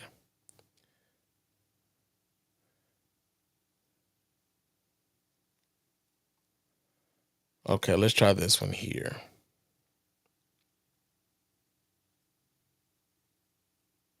Yeah, let's try this one here. Hold on just a second. Wait, is this one of those? Nah, I want to hear Donald Trump speaking in his own motherfucking voice. Okay, let's see about this one. Let me do this here. And I'm going to pull this other video up so you guys can watch. Here we go. Let's see what they're talking about on this one. Boom. Ultimately, eliminate the Federal Department of Education.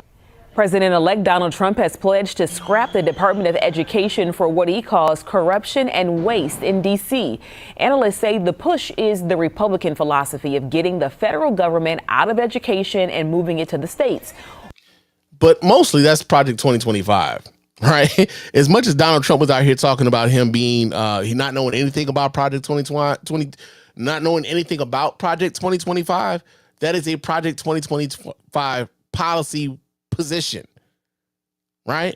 He acted as though he didn't know anything about the shit. He's taking on their policy positions. This video isn't the one that I'm looking for, though. This is only fucking 50 seconds. This is only 50 seconds long. Let me see. Damn it. Where is the one that I was looking for, bro? Where he was talking about.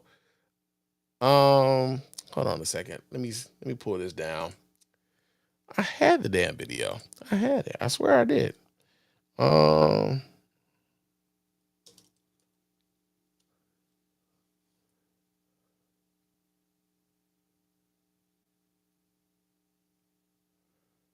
This is the TikTok video? Okay, let's see what this one's about. Let's see how this one plays out.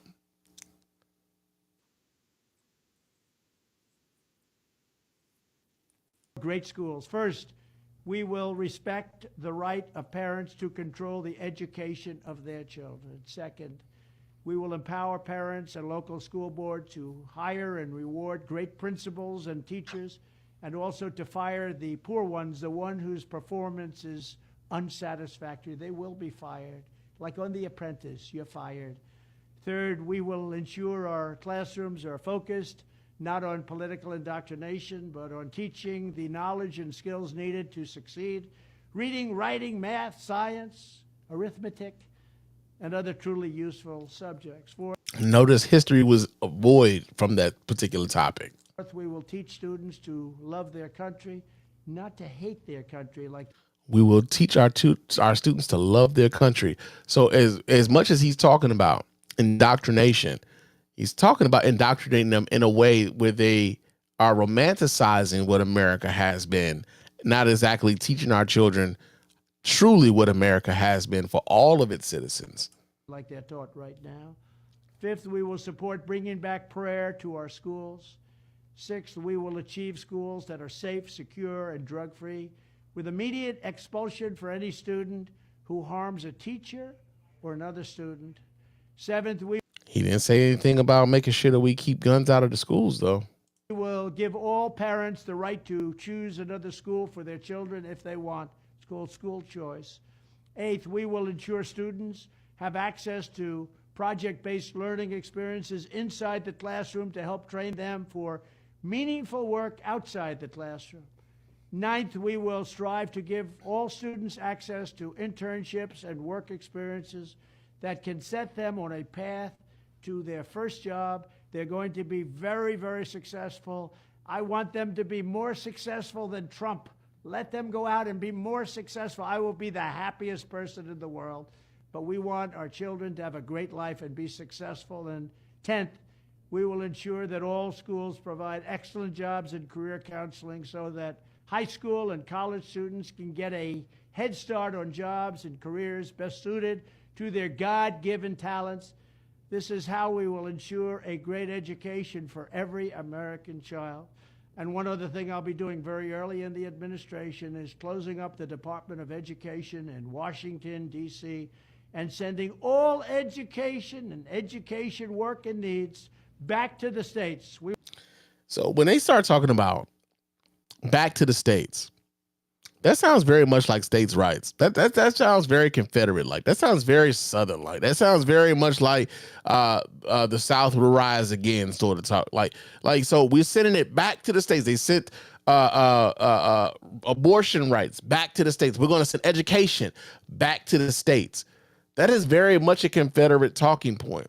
So when I hear black people getting on platforms with millions of listeners and they're trumpeting this sort of shit, this dude, as a way to make America great, the way that he sees America being great is subjugating people like you, right?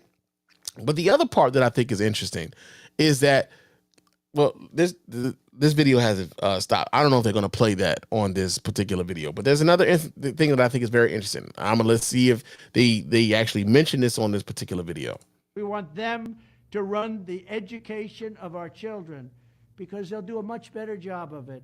You can't do worse. We spend more money per pupil by 3 times than any other nation, and yet we're absolutely at the bottom.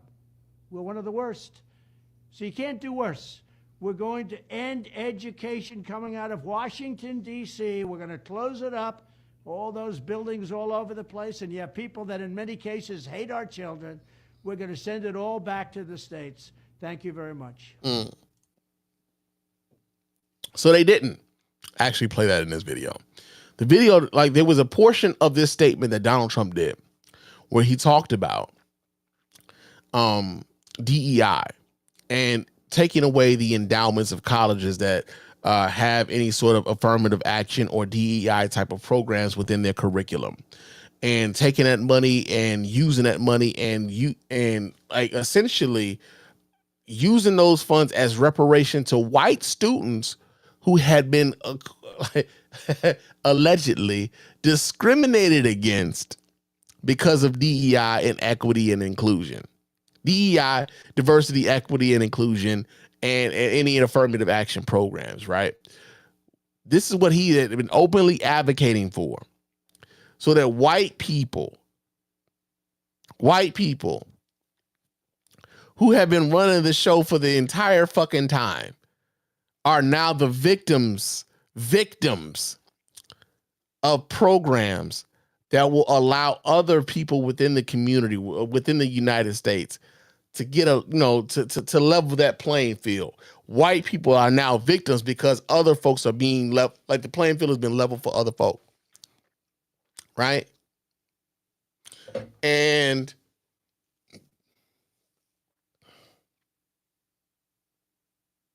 as I listen to these dudes on this Math Hoffa program talk about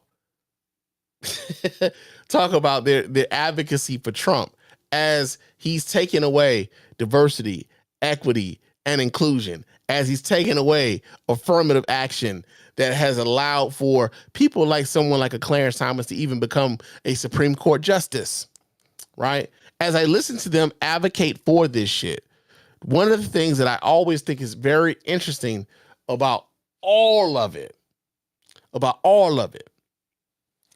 is that why they got you stupid motherfuckers out here talking about transgender kids playing basketball with your daughter, they are taking Black history out of your goddamn kids' school. They're telling you that they want to teach your kids to love America and they want to teach the true history of America. Meanwhile, they want to like take out the true history of America. They have been coming after people who have been teaching the true history of America. They don't want your kids to read books by Ibram X. Kendi. They don't want your kids to read books by Isabella Robertson. They don't want your kids to read Wilkerson. They don't want your kids to read books by Lerone Bennett. They don't want your kids to read books by Toni Morrison. They are actively attacking your fucking culture. They are actively attacking your history and how your people came to be American citizens and forced this country to be a democracy somewhat. And you out here talking about your kids getting surgeries in hospitals by themselves in a world where that doesn't fucking happen. Imagine thinking that your enemy is the nearly non-existent trans kid playing basketball with your child while they take Black history out of your kid's curriculum. You got to be some of the stupidest motherfuckers on the face of the planet to believe that bullshit. That's the shit that irks me the most. That is the okie doke that they've been pulling on you stupid motherfuckers for the longest. And some of y'all fell for that stupid shit. You don't even know a trans athlete in your state without pulling out your phone and Googling it. And then even when you do Google it, chances are you might at most be able to count on one hand how many trans kids are in your state participating in sports. But you act as though that is the most important issue in America. It is fucking not. They totally played a lot of you niggas. Totally played you niggas into making so much hay out of some shit that barely ever happens. And this is how misinformation and disinformation gets disseminated to the public and finds its way into the voting booth. Through mediums like Joe Rogan, through mediums like TikTok, through mediums like Twitch streamers. Oftentimes, man, these kids are getting their information from influencers who don't know much more than they do. But the kids are thinking, hey, this guy has 100,000 followers or 100,000 subscribers. This YouTube channel that I watch, it's got 1 million subscribers. They got to know what they're talking about. They got to know something. In much the same way that when we were kids and we would see people on television and we would watch them on television and think that like, yo, man, I mean, it's got to be true of, you know, Walter Cronkite is saying it. It's got to be true if Dan Rather is saying it. It's got to be true if Tom Brokaw is saying it. In much the same way that we grew up in that era where you had the news guys that where everybody got their information from. Now the people are getting their information from all of these sources. Unfortunately, the barrier to entry is low, which means the quality of the information oftentimes is also low. And the public suffers because of it. That's what we're dealing with. So when we watch a show like a show called My Expert Opinion, when we watch a show like this, it's like, yo, we're listening to people. I like I said, like when I listen, like I think Mecca of the show is probably like the voice of reason, but he's surrounded by a bunch of idiots. And like, you know, there's been a lot of turnover when it comes to like the host on the show. I wonder how long he's going to be around. But you know, when you're surrounded by a bunch of fools, and proud to be uninformed fools because of the promised proximity of power, because Robert F. Kennedy came on your show a couple times. And, you know, what are you left with? But a bunch of people being misinformed by a platform that has over 1 million subscribers, right? I fast forward a few minutes ahead. Let's see what left is there to talk about here.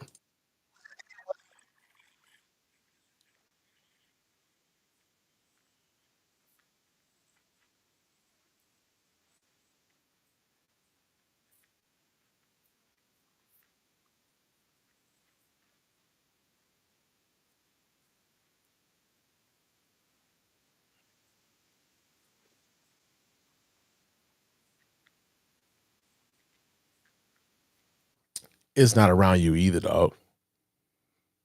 That's the truth of the matter. It's not around you either, man.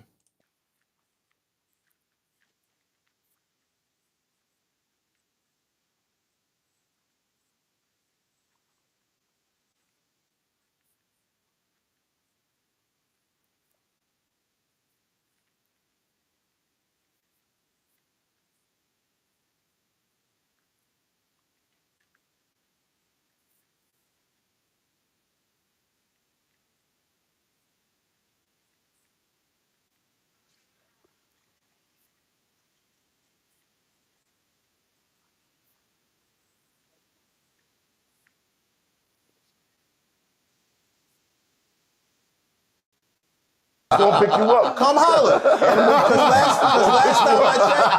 last time I checked, when dogs bite people, they put them down. FEMA's gonna be on. And so Mec is basically like combating these niggas with like, yo, they coming up with all these fucking bullshit ass, fallacious ass scenarios. None of them make sense.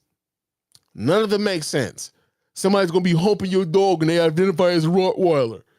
Come on, bro. You don't know anybody who's doing that.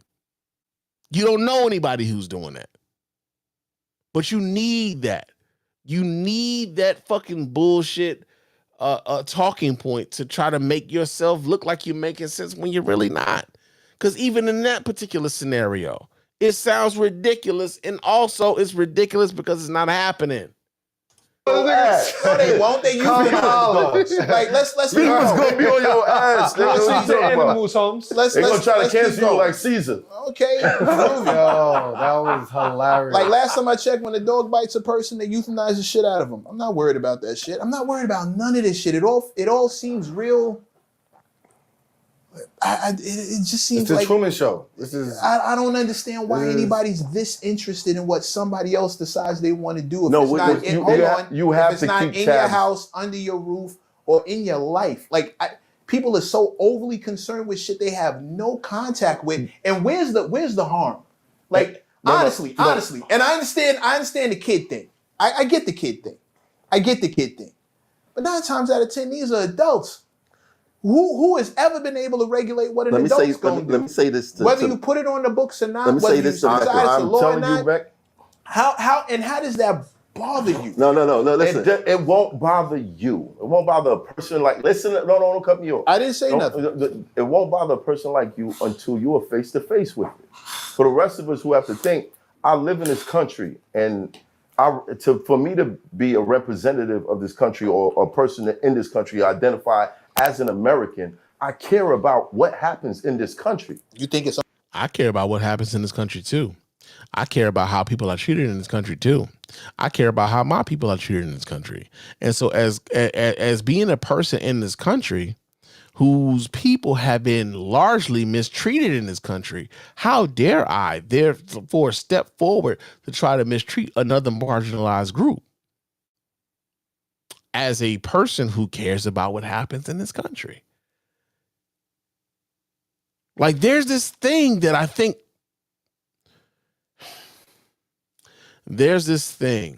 unfortunately, that some brothers ascribe to. And I think what this dude, Math Hoffa, is unfortunately subscribing to is, I've got mine and I'm going to be okay.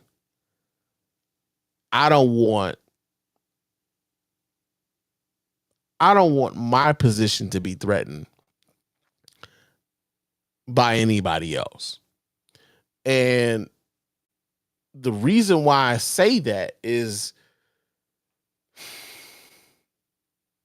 it's the only thing that makes sense for someone like him to think this way. He thinks that another marginalized group, and like, you got a lot of brothers, unfortunately, who think that another marginalized group somehow usurps their position as a marginalized group, right? There are some people within our community who think they're like, yo, man, you know, like, yeah, I've been mistreated as a black person in America, but fuck these gays, man, like, or fuck these trans people because, you know, they trying to act as though they shit is as bad as being black in America and all this. And it's not a competition. We're not in a struggle fucking Olympics. We're not. But when you put yourself in proximity to power, when your man's might be the Department of Homeland Security, Health and Human Services, he might be in charge of that, and he's a part of the Trump administration, and now you're openly attacking trans people on your platform with 1 million subscribers. Hey, man, I got something to do. I feel a certain way as an American. What about a black man, though? How do you feel as a black man first? Because America don't give a fuck about you being American. They look at you as a black man first, even in America. How do you reconcile that? It's only in this country?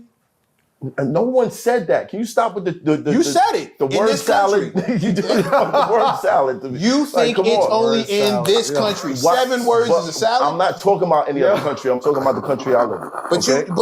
you're making it sound like we have a monopoly on crazy people. Mac, I'm not talking about just this, I'm talking about other countries. I'm talking about this country. I give a fuck what happens in this country. And if I see shit going to like, what the fuck? They're doing that over there. Eventually that shit is going to spread to over here. I'm gonna tell you, I'm going to have a problem with it. So let's do something I'm gonna about tell it you now. this, Math. What he's talking about is the same people in Nazi Germany said they didn't think it was gonna happen to them either until they was in those concentration.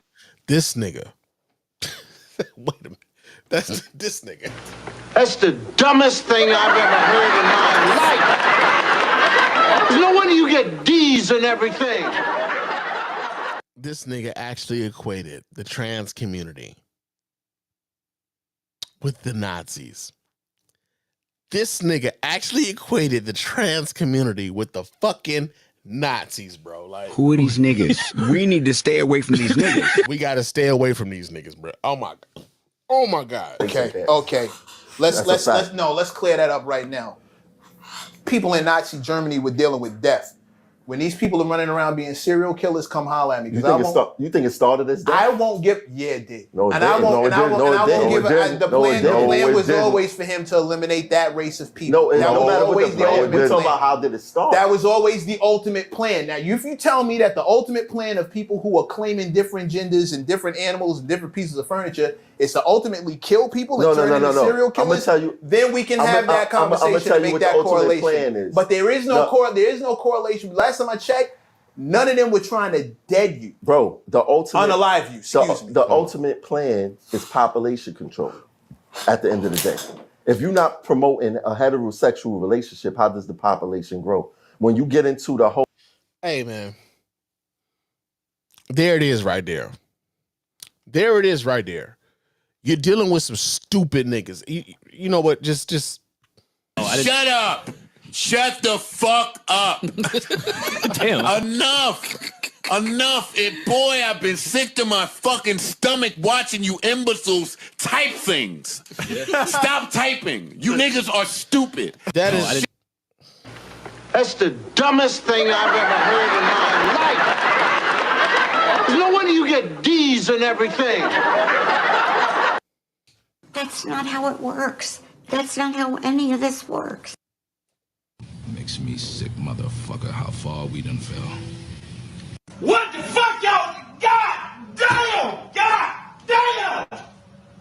God damn! What? Fuck! That was the stupidest shit ever. What do you say to people who are in heterosexual relationships who don't want to have kids? What do you say to people who are in heterosexual relationships who can't have kids? You think this is solely about population control? Okay, let's keep it a buck. All right? And I'm going to go there. I'm going to go here. Hold on a second. Let me do this here for a second. I got to do this.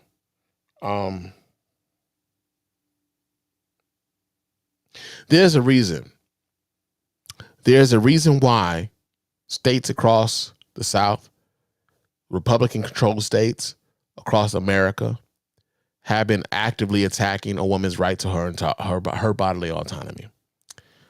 There's a reason why.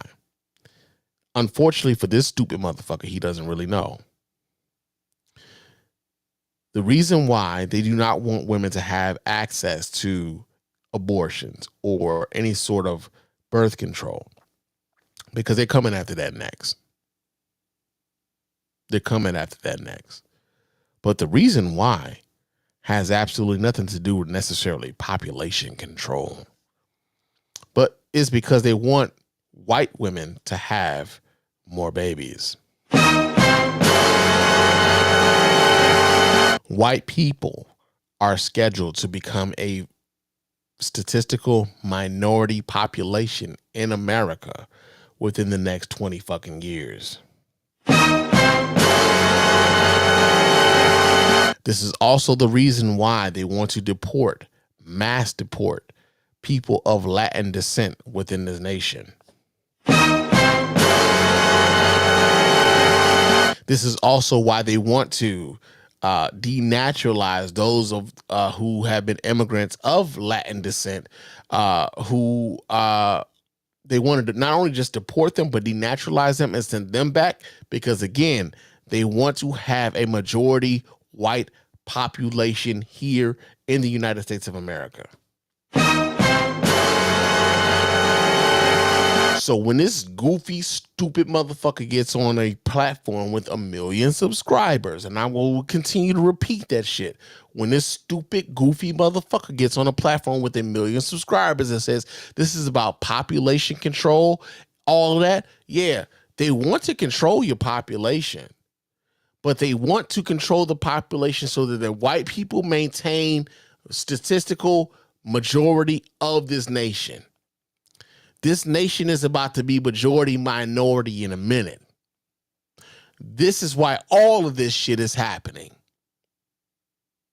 They want to control a woman's body because white women ain't having enough babies. When it comes to transgender folk, they want to control the LGBTQ community because the LGBTQ community, especially the white LGBTQ community, is not producing enough babies. That is it. That is all. They will use you sometimes, useless idiots in large part. They will use you because you're useful in your idiocracy. They will use your bigotry against another marginalized group because it advances their ideology. It advances what they want to do. It doesn't advance your cause whatsoever. But they will use you against another marginalized group to advance their cause. And there's a lot of people within the Hispanic community who are about to find that shit out real fucking fast. Real fast. That although they may have voted for Donald Trump, especially the Hispanic dudes, that although they may have voted for Donald Trump, he don't really mean for them to stay here either. So when I listen to this stupid shit, it's like, yeah, you've been like duped so many motherfucking times. It's almost dizzying. It's almost dizzying, bro. Real talk. That you would get on a platform with 1 million plus subscribers and say, it's about population control. It's about population control. Meanwhile, the population that they're really aiming is to keep white people as the majority in this nation. This is the death fucking grip of white supremacy of this nation.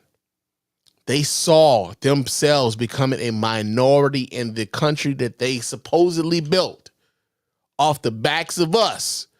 Meanwhile, they have agents like you touting their same bullshit, thinking that it means the exact same thing for our community that it meant for their community. And it does fucking not. It doesn't.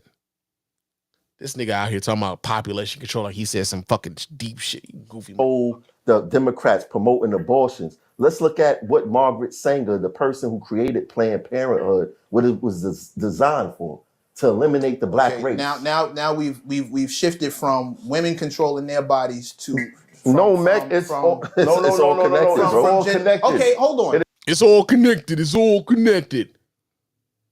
Meanwhile, it's about them preserving white. It's about them preserving white majority population. While y'all thinking it's about preserving you. They really fooled you niggas. I swear to God, they really did a number on these niggas. Hold on. Let me do you a favor then. Let's say it is about population control. It is about population control. Okay, We ain't gonna say it groovy. is. Okay, groovy. And people identifying as cats, this, that, and the third. Yes? Yes. That's an issue, right? If you're not, go ahead. Right? I'm gonna let you finish. Okay, groovy. Do you want them repopulating? Bro, that's not my choice. I asked you a question. Do you want more of them? I don't care. Well, it does seem like you do, because right now, when the laws are in the books, that's your big concern. No. And how these people are identifying. My thing to you is, if they're not reproducing, that kind of sounds like you win, don't it? Listen, I said I don't care what they do. That's what I don't my believe, that position. sounds like cap. I said I don't care what they do. That sounds like cap. Okay, I want to go to the chat and see. Yeah, he wants to go to the chat because the chat is filled with, unfortunately, more uninformed motherfuckers, right? That's why he wants to go to the chat. But we about to get on the body here, man. I've been running my mouth for a good 2 hours. I said 2 minutes, 2 hours and 9 seconds. But yeah, man, the reason why I wanted to talk about this and talk about that particular podcast in particular, in relation to what we've been dealing with for the last week and a half or so, especially politically, is I want folks to understand the depth and the levels in which we are dealing with misinformation permeating the community, right? Because we're going to be dealing with this shit we got 4 years coming up of stupid shit like this coming, that we're going to be dealing with and combating and debunking and all this other shit. I want us to get a head start because I think the fight is here. I think the fight is here because we have to battle the amount. We have to do we have to do yeoman's work. We have to do yeoman's work of battling the misinformation and disinformation that's going to be inundating our communities for the next 4 years, man. And so, in the ways in which I am able to do that, I will do it. I will do it. I will not allow for myself anyway to come across misinformation that I know is going across and being broadcast to millions or hundreds of thousands and not challenge it. I can't do it. It doesn't sit right in my spirit to allow for this shit to go unchallenged. And so that's why I thought it was important to talk about what I saw today and give it some level of critique, some level of pushback, and hopefully someone was able to get something from what we talked about here tonight, man. Because again, misinformation and disinformation is permeating throughout our community, and wherever we can battle it, I believe we should. I believe we should. So that's why I did this show tonight. But of course, before we get on about it here, I do have to remind you guys how to get in touch with us over here at the Mr. Spann Official Podcast and let your voice be heard. Go ahead and hit up that hotline at area code 313-288-0485. It's area code 313-288-0485. Leave us those voicemail messages. Of course, those messages will get played here live on the show and responded to in kind. You can also email me here at feedback@thespannreport.com. That's feedback@thespannreport.com. Go ahead, leave those emails, and of course, those emails will get read here and replied to here live as well. If you want to follow your man Spann on the social media platforms, I am on Threads and Instagram. That's Mr._Spann on both Threads and Instagram. Follow me there. Chop it up with your man Spann throughout the week. I am also on Blue Sky. That's mrspann.bsky.social over there. I think that's a protocol there. So yeah, man, follow your man Spann. Chop it up with your man Spann throughout the week. Also, man, subscribe to the YouTube channel. Leave us a thumbs up on the videos when you watch those videos. Subscribe to the channel over there. Leave us a comment there, man. We really appreciate those of you who leave the comments. Those comments will get right here and reply to here live on the show as well.